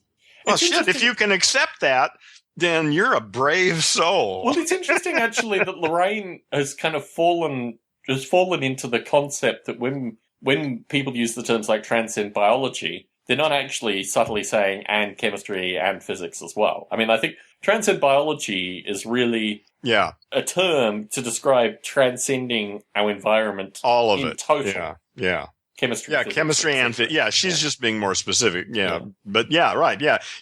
The possibilities in the Matrix are really limited only by our imagination. And she asks us to define what transcendence means in this concept, and I will say escaping. Yeah. That's one way. I'll just decline the opportunity. Thanks for asking. Yeah. So the final part of Lorraine's question here, is this transcendence the very ground of life just some patriarchal fantasy? Or is it... No. Isn't all this talk of transcendence the very ground of life just some patriarchal fantasy? I'd have to have a conversation. Lorraine, we need to talk about that because I really don't know what the hell that means. I'm always curious. I mean, I guess I've read a good amount of early feminist writings, and my understanding of patriarchal fantasy here is very curious because I guess I can't escape my own father in the analysis of what patriarchy means in this circumstance. But, I mean, if anything, it's the kind of antithesis of a patriarchal fantasy, I would have thought. I mean, the patriarchal fantasy is ultimately that we are actually comfortable in our positions and would have no need for transcendence. So, yes, Lorraine, follow-up question, please. Yeah. So, a number of other folks asked questions which I just looked at and thought, not tonight. And I should actually put this out to the listenership, particularly the new listeners, part of this uncharted 5,000. Yes, guys, come on. That we need questions. I mean, we don't necessarily need questions. We've historically been able to jam. No, just say something challenging. Yeah. You know, that's right. It doesn't need to be a question. It just needs to be short. Yes. And say something that we can either object to or agree with. Better yet, to object to, probably. But, yeah. Wouldn't that be fun if there was enough stuff here to just keep us jabbering away with all this stuff, with all these people out there? Yeah, come on, man. Make our job easier. Yes. This is tough. Tom does a lot of work here. So, at the end of last recording, I tried some abstract rapping with you just about topics that hadn't quite reached the level of topics yet in my thinking for floating in Stone Ape. Mm-hmm. And we explored the notion. I mean, there's stuff we have talked about that. Well, never mind. Go ahead. So, I mean, I like to come with a relatively mature, in terms of thought, idea before I actually float it in Stone Ape. That's last week. Okay. Because to me, it's always like, okay, now we're talking about what? So it's good to know somebody knows what the hell's going on around here.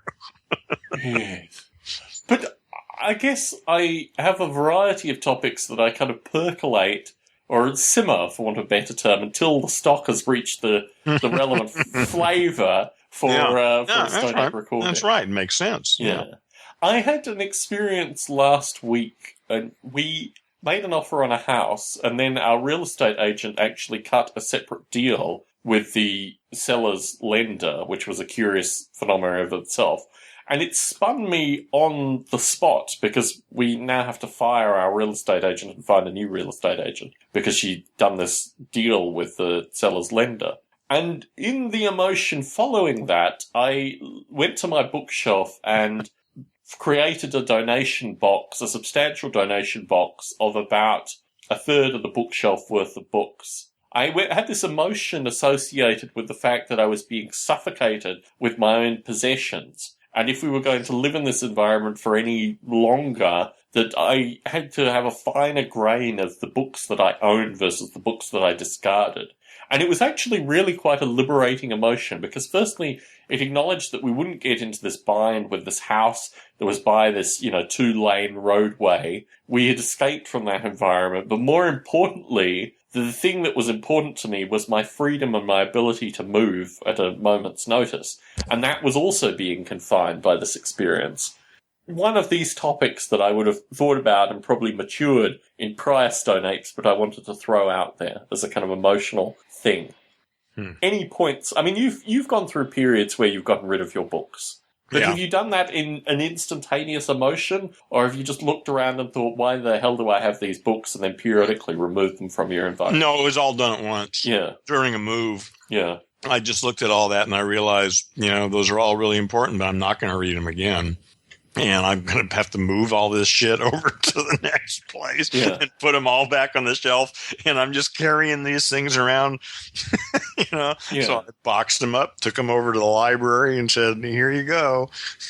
When I first moved to the US, I was extremely minimalist. I moved here with 13 very small boxes that I said to myself, 2 of which were damaged beyond repair. All the photographs I owned and some books that I had were just destroyed through that move. but it meant that I lived. The most important thing in my life was, the 50 caliber ammunition cases. They're like cans, military cans that they put bullets in. Mm-hmm, that had all my important documents in it. And that was basically the most important thing that I owned. I had a couple of computers that I got rid of through that period of time. Blankets and pillows that I owned, I donated. Yeah, it's good to get rid of all that stuff. Yeah, I lived in a very minimalist fashion. Yeah. And, getting married and all these kind of things adds stuff to your life. It doesn't have to. I mean, you can't. No, it doesn't have to. The nature of cohabitation means that there's at least got to be someone else's hairbrush and, Not necessarily. You can get 2 bathrooms. Well, except it's still the same amount of stuff. You just spread it between 2 bathrooms. Well, yeah, but you don't have to deal with it. Yeah. I'm just saying, we all create the reality we live in, period. That's the end of it. Yes. We create it. Yes. By the choices we make, by every day. Yeah. So a topic that I will actually put out to the listenership is that I have far too many cats. How many do you have now? I'm not sure if I should legally record that in an audio podcast. Let's say if you were to hold up your hand and count the digits in front. Our in-laws were supposed to... Anyway, less than 10, you're saying? Yes, less than 10. Okay, less than 10. Our in-laws were supposed to hold one of these cats, the large feral cat that caused so much annoyance when we lived in a larger house in Las Vegas. He came back with my wife a couple of weeks ago. So we've had the addition of he's 28 inches from nose to tail. He's a huge cat. Yeah. Anyway, and I want to put out to the listenership, particularly the listenership that lives in the broader San Francisco Bay Area, or more importantly, we will actually fly a cat to you. If you are interested in owning, in the greater continental US, a cat... You will fly the cat to them. Yes. You see, one of our model rail radio participants actually offered to take our cat Bertie, and I thought he was serious, and I actually worked to the point of costing flying Bertie to North Carolina where he was, and then he was just like, oh, no, that was a joke. Oh, sorry. Fuck him. So, yes. That's not a very good joke. No. So I'll put out to my listeners, our listeners in the greater continental US, if you want a Barbalay endorsed cat. That's great. I was so fortunate. I had one cat, and that was one too many. Yeah. But I loved that cat. Yeah. And he loved me. Yeah. But I was never home, and he was lonely, and so it was just not a good life for him. So luckily, he was the best cat in the whole world. He was so relaxed. I could hold him up I could grab one of his hind legs and lift him up in the air, and he would just hang there. The views of Heron Stone do not necessarily represent the Stone Ape podcast. He was just very cool and relaxed. He was a great cat. And everybody I knew wanted him. And so luckily it worked out great for me, because I had a bunch of people that wanted him. And I knew that he really needed a better place to live than with me. So I gave him to this girl I knew who lived at home with her parents and her grandparents, who were always at home. Wow. And so that cat was in heaven. Wow. It was just awesome. And I went over to visit him once, and he saw me, and he took off. Like, no, I'm not going back. He was probably worried I was going to take him back. Hold him by his hind legs again. Let me get away from Heron. That was great. So he just had a wonderful life after I got through torturing him. So he liked you given no other options, but as soon as another option was presented, you immediately were identified. Well, he had a great life, man. Yeah. The grandparents were there like all the time, and they didn't have anything better to do than play with him. He was a very sociable cat. That was the problem, is that it's just he was beginning it to be a problem when I was there, because he just wouldn't leave me alone. Yeah. And so I realized, I need to get this guy a home where he'll be happy. Yes. He was great. I don't have any pictures of him or anything. I'm really, really sorry that I don't. He was black and white and sort of long-haired, and he has just sort of blotchy patches of black, mostly black with these white splotches on his face and stuff. God, what a great cat. Best cat I ever owned, for sure.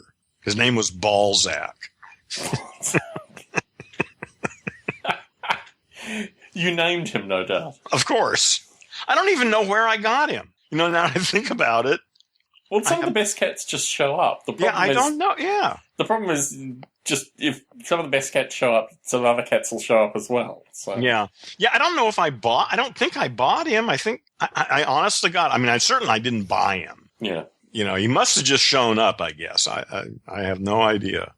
But he was cool. He was a good cat. Yes. I have fond memories of cats as much as I rag on them. Yeah. I lived with a lady who was a cat lady. And we had, told me that. Yeah, yes. 4 or 5 of them. It was great. Yeah. Yeah, about Zucchini who kept hitting his head on the bottom of the table when he'd jump up. Certainly. Yes. Yes. Yeah, so so I'm in league with you on cats. They're cool. Yes. I think they're interesting and diverse creatures that have such unique. I mean, this is the thing that frustrated me with the monkeys in the cage with the feeding, is you'd need to be pretty inept not to understand that the monkey would get pissed off. I mean, it really makes me wonder. Yeah. Oh, yeah, people we think we're not really monkeys. Yeah, the biologists need to be really. Yeah, they shouldn't do that. That's but no, man, that's monkey shit that you're looking at there. Yes. Oh, I don't like that. Yes. The same. I mean, yes. If you did the same experiment with cats, you would have a similar thing. I mean, not. I wonder that would be interesting to see. Yes. Yeah. I don't know if that's true or not. I can tell you it's true. It depends on the cats, I suspect, because my sense of cats is that they are wildly different from each other at times, and that maybe there are very distinct types of cat behaviors or psyches that are very distinct from one another.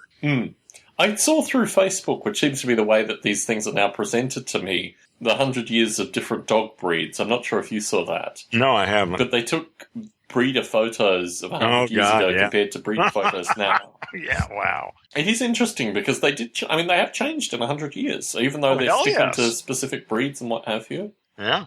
It's interesting because they've become a lot less. I mean, in general, they were a lot smaller and stockier and more. I mean, you could tell that there were still practical applications for the dogs 100 years ago. The Alsatians, for example, were clearly, hunting attack dogs. Now, obviously, that's less important unless there are police dogs. But you can see the infantilization, for want of a better term, of the dog species over time. Yeah, it's all human psychology. Yes. What do we want them to look like? Yes. And the kind of perennial idea associated with sleep, I've also been seeing a lot through Facebook recently, that what we should in fact do is have two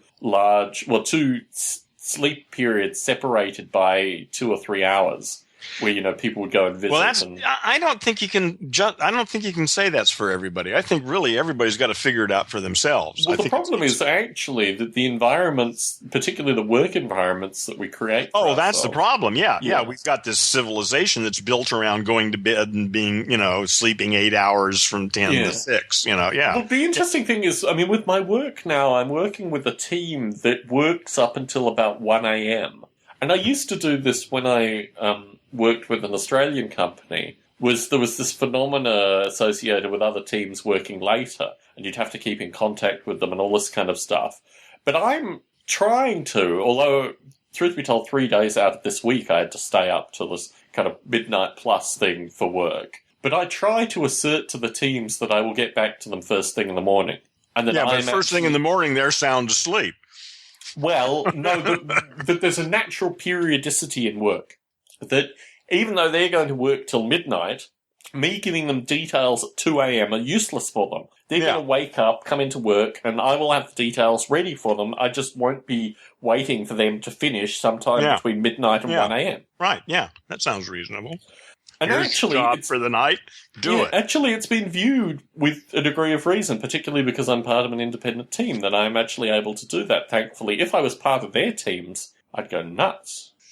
Yeah, well, dealing with even intelligent language monkeys can be a real problem. Yes. It's not easy. I don't know how you do it, really. I'm a firm believer that projects that are developed, software projects primarily, need not overshoot in terms of time, need not require, people pulling all-nighters and these kind of things. I actually think that you can divide software projects and engineer them in such a way that these things aren't needed. Well, as long as you account for the possibility that you've missed a few things and add a little bit of a cushion on that. That's exactly how you do it. The question is, how much of a cushion do you need? You don't do everything in the last minute. The notion is that if you have a period of time to produce a project, you divide it and you allocate the work, because the thing about creating new software or new ideas through software is that at least a third of the way what you need to do. And the next third may be based on the previous third, and the final third is certainly based on the second third. But there is actually a process that you can go through, and the way that you protect this, which is what I'm doing currently with Noble Ape, is by making sure that every part of the process is validated as well. There are actual methods for doing proper engineering. Yeah, that's part of how we're going to run Earth. Yes. Too, by the way, is that we haven't got all these methods yet, but really, as far as most of the decision making about how the planet's going to run efficiently will be done by computers. So about 5 years ago, a fellow called Justin Lyons contacted me. And he was working with a company called Simiadyne based in London, who did work for the Iraqi government. They were intellectual contractors for the Iraqi government. They created universities, shopped for academics, brought them into the Kurdish region of Iraq, set up stable universities, created an intellectual climate that would, sustain people in Iraq that had basically been, this war-torn strife. And the point that he made through this period was that a number of the people that were in political positions in Iraq were engineers. That through whatever unfolded through the invasion and occupation, the only people that they could find for any jobs, because the politicians were either tarnished or killed, like the traditional politicians, and the politicians that the Americans brought in were killed pretty quickly as well. So the only people that were left were engineers. So this probably could be worse. The vice president and all the other people in a variety of the points of infrastructure in Iraq were engineers. And he pointed out, many of us wouldn't know this because of obviously the language difficulties, but the Iraqi constitution that was written after the invasion, after, the Americans started to remove the forces, was, based on engineering and computational principles. It's actually a very interesting constitution to read in this light. Very curious. You'd never know about this through what the media provides to you about a country like Iraq. But I think the religious people of Iraq probably aren't in alignment with them, are they? Well, you see, this is the point that I'll make back to Chris Abbott. If we, i.e. non-language monkeys, can produce an environment of stability and comfort for the language monkeys, there's no reason for them to get pissed off and attack us. Oh, that has nothing to do with it. No, you're right. There's no reasonable reason for them to get pissed off and attack us. Yeah. But they're not reasonable. Well, you see, that doesn't necessarily follow. That's true. However, if you give them extra we'll have to be very clever of food and extra good episodes of Dancing with the Stars. But then the point is, why are we dancing around these assholes and providing them with all this shit? Because there's a notion of symbiotic benefit. Really? What are we getting from them? They're not killing us. We're not killing them. Well, that doesn't matter. That's not a notion of symbiosis in this circumstance. If we piss them off and aggravate them... No, in the beginning, you're right. No, you're right. In the beginning, we have to be more accommodating. Exactly. Yeah, but later on, we won't have to be so accommodating. Perhaps not. But you're right. For now, yeah, it's better, yes, sir, and no, sir. Yeah. Yes. Which I think is actually the philosophy of these engineer politicians in Iraq. I mean, it's interesting because it's a completely counter-narrative to everything that we hear about Iraq. Yeah. And I had to do some investigation following it because it initially struck me as just being ridiculous. But the more the government could be completely rational, but if you got people blowing up shit all around you, what the fuck are you supposed to do? Yeah. Even if you are rational, there is no response to irrationality. Well, it's not even irrationality. It's just a different kind of rationality. Yes. That involves blowing shit up. Yeah. It's another story again. Yes. So last recording, I lamented the fact that and I do reflect actually when I look at the Stone Ape Facebook group, that a number of the demographics of the people that are represented in the Stone Ape Facebook group represent people I've known or people I'm related to in Australia. And it's interesting, actually, because the phenomena associated with getting someone to listen to a podcast, to take half an hour, 2 hours out of their whatever they're doing. Really? Yes, I'm amazed. Yeah, how do you convince people to do that? Well, obviously, we've been relatively successful passively to convince people to do that, but how do you actually actively convince people to do that? Oh, you don't. You just offer them the opportunity, and the rest is up to them. You can try to be seductive in it, I suppose, but you can't, The current phenomena that I've been exploring, which I'm actually starting to cultivate in terms of looking at myself in the mirror every evening, is the thought of doing an offshoot of what we do on Stone Ape as a talking head YouTube clip. And maybe taking half a dozen of the concepts in every given Stone Ape, and then just presenting 3 to 5 minute talking or even less, maybe 3 clips in a minute. Well, just enough to go, huh? Well, yeah. I mean, look, there's a series of kind of dysfunctional ways one could do it. Well, there's a number of possibilities anyway. Yeah, there's a number. That's a neat idea. Form, there's ways of getting the information out there. Yeah, sure. And the thing that strikes me is that there are a number of relatively, and when I say successful here, that have 100,000, 200,000 subscribers. Really? That are exactly this. They are kind of scattershot format, and people do appear to watch them. Yeah, well, isn't it amazing? I don't know why anybody listens to this. Yes. I certainly don't. Well, clearly. But it's interesting because, I mean, if anything is the takeaway from Stone Ape, it should be that, firstly, I hope we would be relatively unpredictable in our discourse.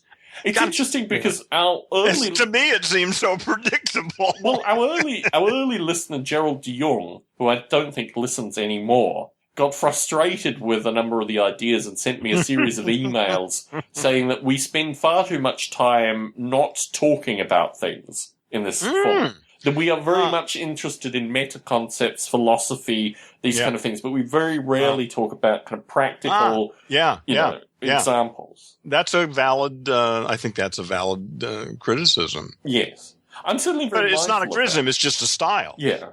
That's, But I would what I'm trying to do periodically through this format is offer things that are closer to what Gerald I agree. asked. I think it's important to touch all the bases. Yeah, absolutely. Except sometimes it can get really specific, like going into the details of the architecture of a reasonable world. I mean, I could do that, but I'm not sure this is the place to do that. Yes. And Lorraine asked a question specifically associated with energy shortage and what happens to computer technology through energy shortage. And I thought this is something which is in the scope of what we talk about in Stone Ape, but it's more KMOs. Well, but I still think it's a really important topic, though. I mean, it's fundamental to our future. I don't see any future without computers, really. Yes. It's that or the caves. Yes. I'll take computers. Yes. Thank you. So I'm thinking that we're going to do, I think that'll be the last thing to go down. If that goes down, then the game's over. But the oil shortage is really irrelevant. That just means we cut, you won't be able to have a car anymore. Sorry. Yes. But the computers, they're going to be running. Because without the computers, the whole fucking thing goes down. So it may be unfortunate when the energy crunch hits. If it does, because I still think solar is going to save our ass. But in the meantime, it may get more expensive. But it's just going to mean we're not just going to end oil one day. There's going to be less and less of it, and the price is going to go up and up for what's left. And that'll determine, and whatever we think is important is what we're going to use that oil for. And if what we think is important is keeping the computer systems running, then that's what we're going to use the oil for, and the rest of the shit just won't happen. Tough. Yeah, one of my Well, he's not really a co-worker. He works in another team, but I work with him closely. Owns an exclusively electric car. And I suspect probably our next car in about 7 to 10 years, when our current one wears by out, then. Yeah, sure. will be an electric car. I was hoping that this one would be an electric car, but they just weren't in the price. No, not yet, but 10 years from now, yes. And we really do need the people that are buying them currently in order to push the price down and improve the technology. So I'm very thankful for the early adopters. Well, but as the price of gas goes up, which it is going to continue to do, all these trade-offs will become just part of the process. Yeah. And the poor people are going to get squeezed out, and that's going to create problems. Well, it's interesting, actually, because the state of California has legislated against electric mopeds and a variety of low-end electric vehicles that they've basically illegalized, which I've found very curious. That's interesting, yeah. Because, I mean, my view has always been, if you put an electric motor on a bicycle with a battery, that seems very obvious. Why would you make that illegal? And they have. Well, so if that's important to you, so start a movement. Change that. That's bullshit. Start driving illegally with one of these electrically powered... That's right, and take it to court. Bicycles. Yeah. That's right. Make one, get arrested, take it to court. Yep. Go for it, Tom. That'd be awesome.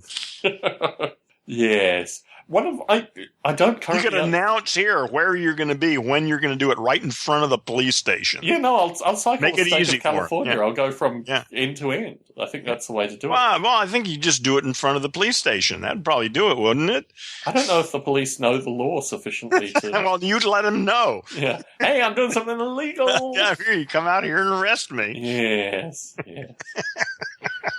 Yeah, I don't actually currently own a bicycle. My wife owns a bicycle, but I think I need to actually get one. I walk everywhere. I mean, that's my why would you go on a bike if you can walk everywhere? Mode of transportation. I think bikes give you slightly better distance and slightly better... well, it's a little faster. Yeah, it's a lot faster. Yeah. Hell yes. You can go for broader distances too. Sure, you can go further. You can go places that you really couldn't very comfortably go walking, for sure. Yes. When I was about 10, I don't know how old. I was a little kid. We used to ride to this place called Knott's Berry Farm. Oh, I know Knott's Berry Farm. Yes. Which was, it seemed like this huge trek on a bicycle for two 10-year-olds. Yes. But my neighbor friend and I would bicycle from our house to Knott's Berry Farm, all the time during the summer. Yes. But it was like a big adventure. Because it was like we'd go out there and we'd spend a couple hours there because it was free at that time. There was no admission or anything. So did you pick berries, or what did you do there? Oh, no, Knott's Berry Farm is an amusement park. But it's based on actually a berry farm. There was a berry farm there at some point. Yeah, you could buy. Yeah, but that was not why anybody went there. At that point, it was an amusement park, but there was no admission charge. Every ride, you go in there and buy tickets. Yeah. To get on rides and stuff. But you could just go hang out there. Yeah. So that was what we did. We just go hang out there. And it took us like an hour to ride there on our bicycles. I mean, that was like this big adventure. Yes.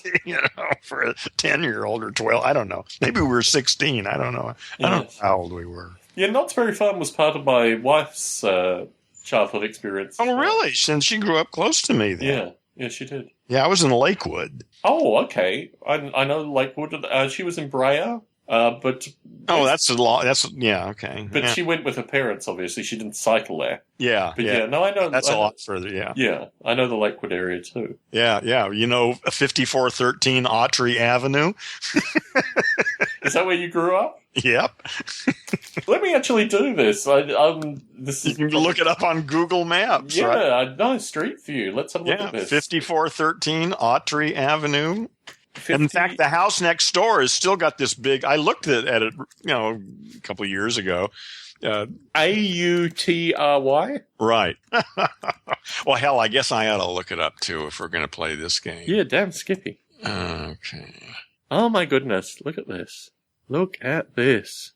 Gosh. Yeah, I haven't looked at it for some time, so this will be this could be interesting. This looks relatively similar to where you currently live, Heron. I mean, in terms of architecture, at least. A little older, but still relatively similar. I mean, they've got better gardens, perhaps. There it is. Interesting.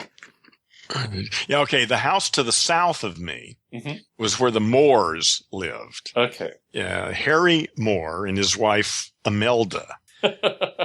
and their 6 daughters. Gosh. And that's why the add-on to the back of the house. Gosh. Wow. So the one with the awning is the one where they lived? Well, sorry, I'm on Street View. I'm not on. Okay. Yeah, I'm just looking down. I don't know about. Let me look at Street View. Yeah, they are south. It has an awning on the front. Well, hold on. Let me see what it looks like from the Street View. That's even better, isn't it? Yeah. Let's see. Was it 24? What was it? 2414 or 24? 5413. 5413. Sorry. Okay, so you're on the other side. Sorry, I'm looking at the wrong side. 54. Oh wow. Okay, so that's very different on that side. Okay, yeah. There's one with an awning. That's the one I was talking about. You can't see the back of the house where the add-on is. Yes. For all the girls. Yes. Gosh. And this house looks exactly like it did. Tiny room. I mean, when I think about it today, when I think of the size of those bedrooms, I mean, they were just tiny. Yes. You know, God, little tiny things. And yet I didn't feel deprived. But everything was so small. Yes. Yeah, you were very close to your neighbors on either side. Oh, yeah. It's just house after house after house. Yeah. And Jeannie Wall lived across the street she was the most beautiful girl in the world. Was she your age or was she older? She was older, of course. Yeah, she was like 3 years older than me. Yeah, so obviously there was no. So you had a perpetual crush on this. Oh yeah. God, I just had the hots for her. And the guy across the street from me had a motorcycle and let me try it, and I almost killed myself on it. Luckily, I didn't dump it. I didn't fall off it, but very good. I went through a front yard and tore up some hedges. You were that neighborhood kid. Oh man, it was so scary. I mean, I was just hanging on to the handlebars for life, but of course, hanging on to the handlebars is accelerating it. Yes. If you've ever ridden a motorcycle, it's twisting the handlebar. So that's really bad design, now that I think about it. It's bad design for a scared child. Well, especially if for a 15-year-old who thinks he's hot shit riding this cool motor. But like I say, I managed to survive it without dropping the bike, But I did go, like I say, through somebody's front yard and through a hedge. I haven't thought about that in years. Oh, God. That was so scary. Oh, man, that was scary. Yeah.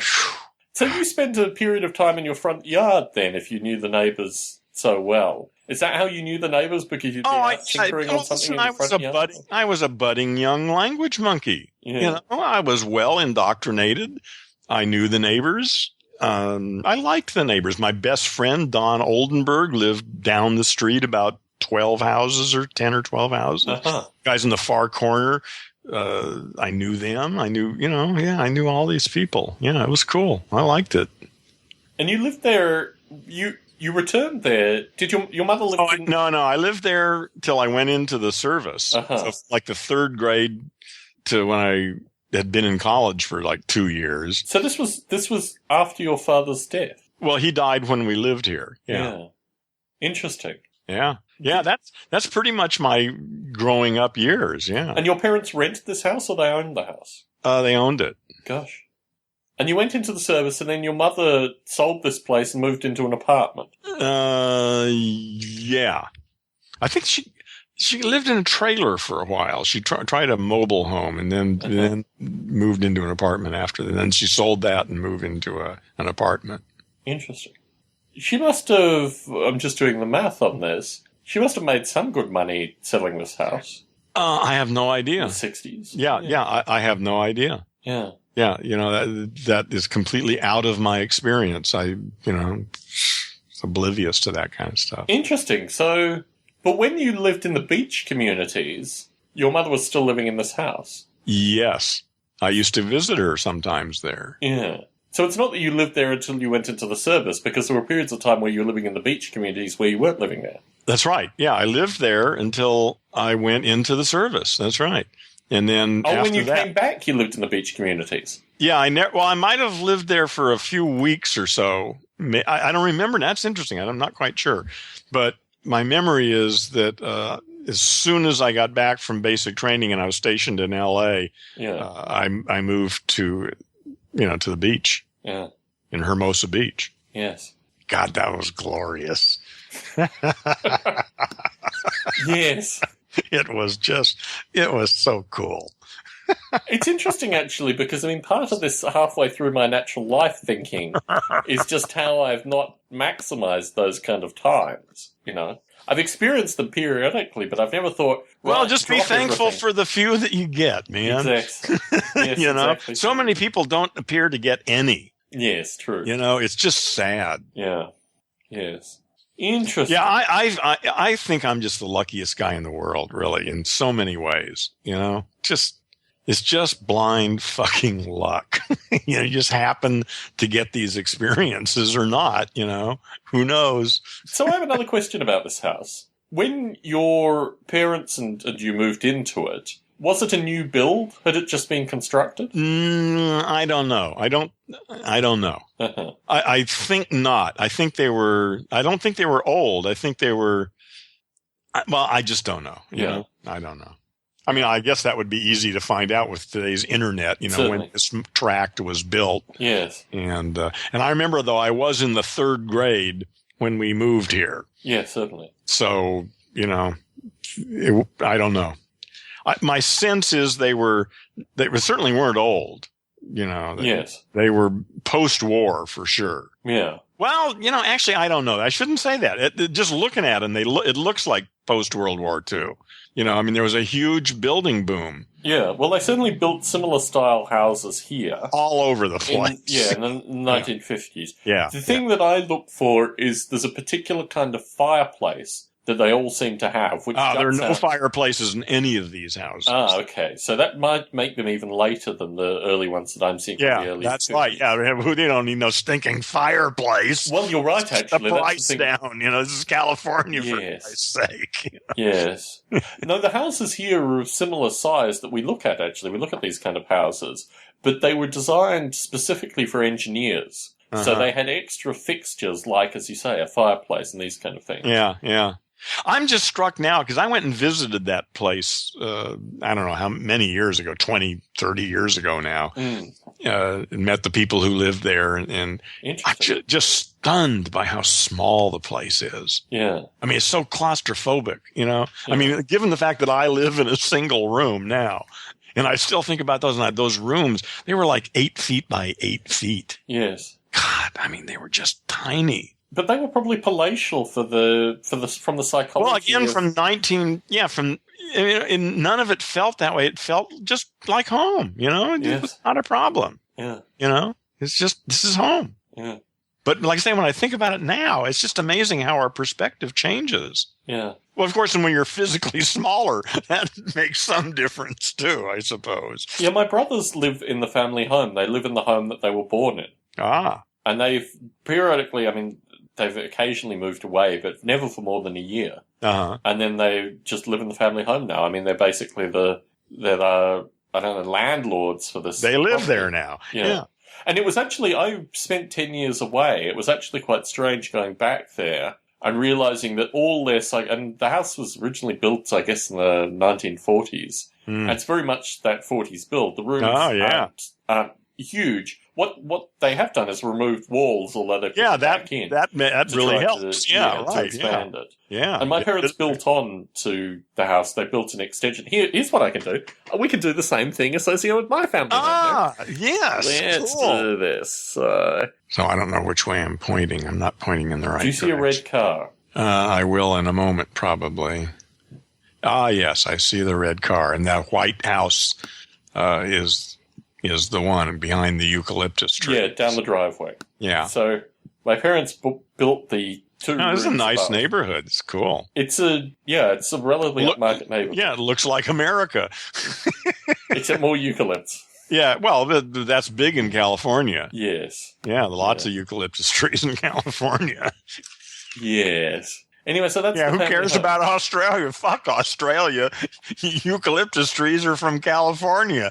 Yes. Yeah, truth be told, probably we will plant, I will intentionally plant eucalypts in what we buy here. just because, if nothing more, with these places with fireplaces, eucalypts give great firewood. So you've always got kindling with eucalypts. Yeah, good trees. Yes. But anyway, that's the family home equivalent there. And yeah, not a lot to say about that, but as you say, small rooms. The things that I remember are the toilet and bathrooms in particular, because they're very small and dingy. Really small, yeah. But they're enough to do what you need to do. Yeah. And no more. Yes. And that's all you need. Yes. Yeah, same thing. Yeah, the bathrooms were tiny. You really couldn't really comfortably put 2 people in the bathroom. Yeah, no, it's impossible in these style houses. So. All I say, it's just interesting how our ideas of space have changed in the last generation. Yeah. I think light is a big thing as well. I mean, the frustrations that I remember from my childhood home, although it did have large windows, but it was just the general level of darkness, which is indicative of the area that I'm from in Australia more than anything as well. Well, what does that mean? It's kind of dark and cold most of the year. It's actually got some of the worst weather in Australia, basically. So, yeah, you could anticipate maybe 8 months of grey kind of breaking out. One of our listeners, Paul Brian Hancock, who lives in Hong Kong but was born in Adelaide, South Australia, is going on a round Australia trip currently, and he was in Canberra, Australia, my hometown, and he went to the War Memorial specifically based on my recommendation from Stone 8. Yeah, cool. He's also a listener who I've met. He attended the Model Rail Radio get-together in Adelaide, South Australia, because he was coming through at the time, and I actually had the opportunity to meet him and his wife, which was wonderful. So, yes, he's one of our Stone 8 listeners who I've actually met. Extraordinary as that may sound. Well, who knows where this could lead? Yes. You know? Yeah, I'm surprised, actually, particularly with the number of our, Los Angelian listeners, that folks haven't tried to seek you out. They better not.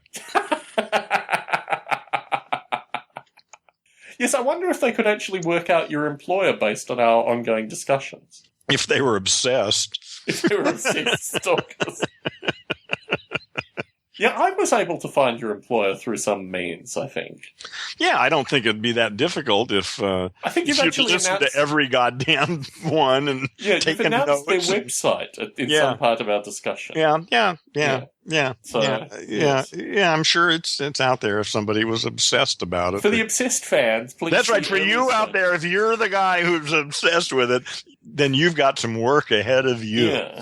And if you don't know where I work, then you really haven't been listening. Then you're really seriously in trouble. Yeah.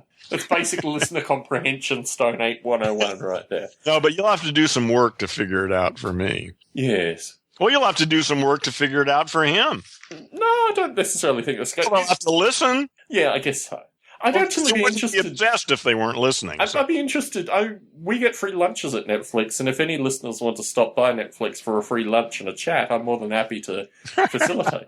So. Oh boy, I'd be careful about saying shit like that. I don't know. I'd want an email and a little chat on Skype first. Well, you would, Heron. I don't care about that. Yeah. You're just a whore, aren't you? Well, if they knife me, then Stone 8 then this body of work becomes absolutely infamous. Not that I'm advocating anyone knifing. Well, if there's somebody out there who wants to take the trouble to market it, and otherwise it'll just be over. Well, no, actually, for me, in which case it'll just be over. Yes. But the Internet Archive will at least persist the audio for some length of time. I love that. The fact that this shit is out there, it's going to be out there. Yeah, it's just part of what's out there now. I was contacted by a fellow. There's a radio show that's recorded actually as we record these in Montreal called We Funk that I was a rabid listener to for a number of years. I've kind of toned down, but I used to donate annually to the McGill College Radio funding drive in Montreal based on listening to this radio show. So the hosts of the show I'm actually quite friendly with, and through the week I was looking at podcasts that people who listen to Stone 8 also listen to.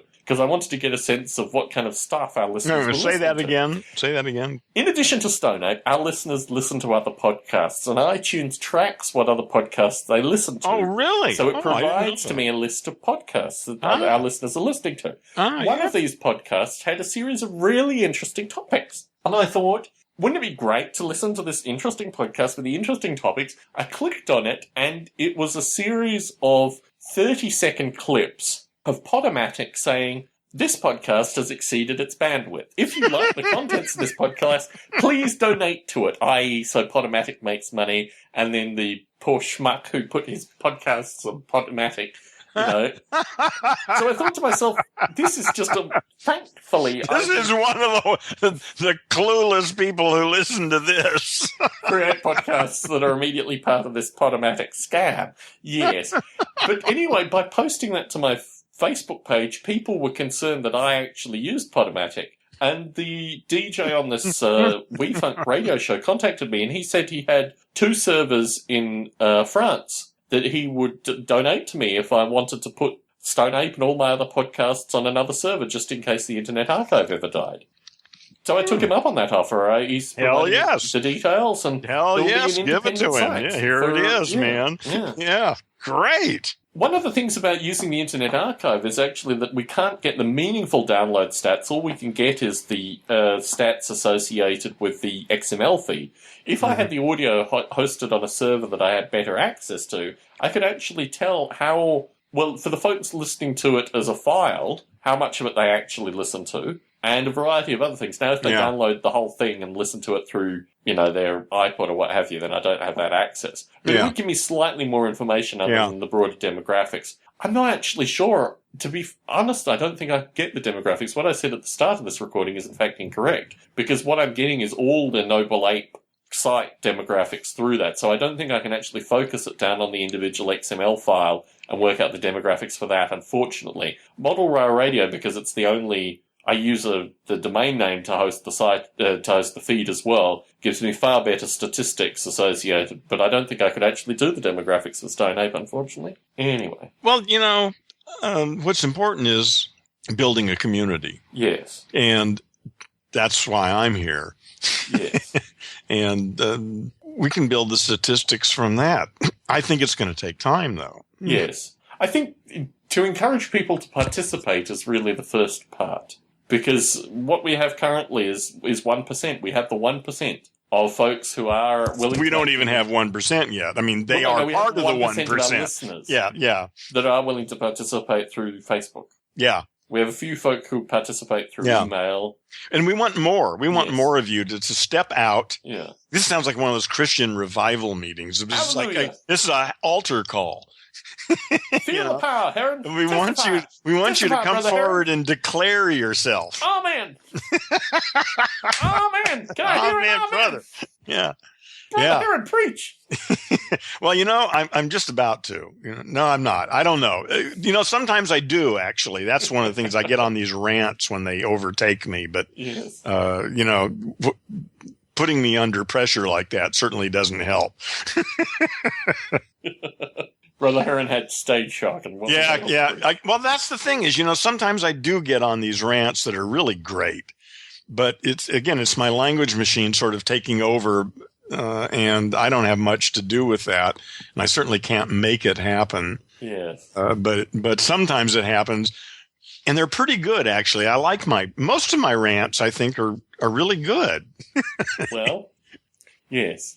Well, again, good for not every audience. Again, it's not designed, but it's not for everybody. It's for people who are just beginning to grasp this stuff, to sort of... Well, I'm not quite sure how to talk about it.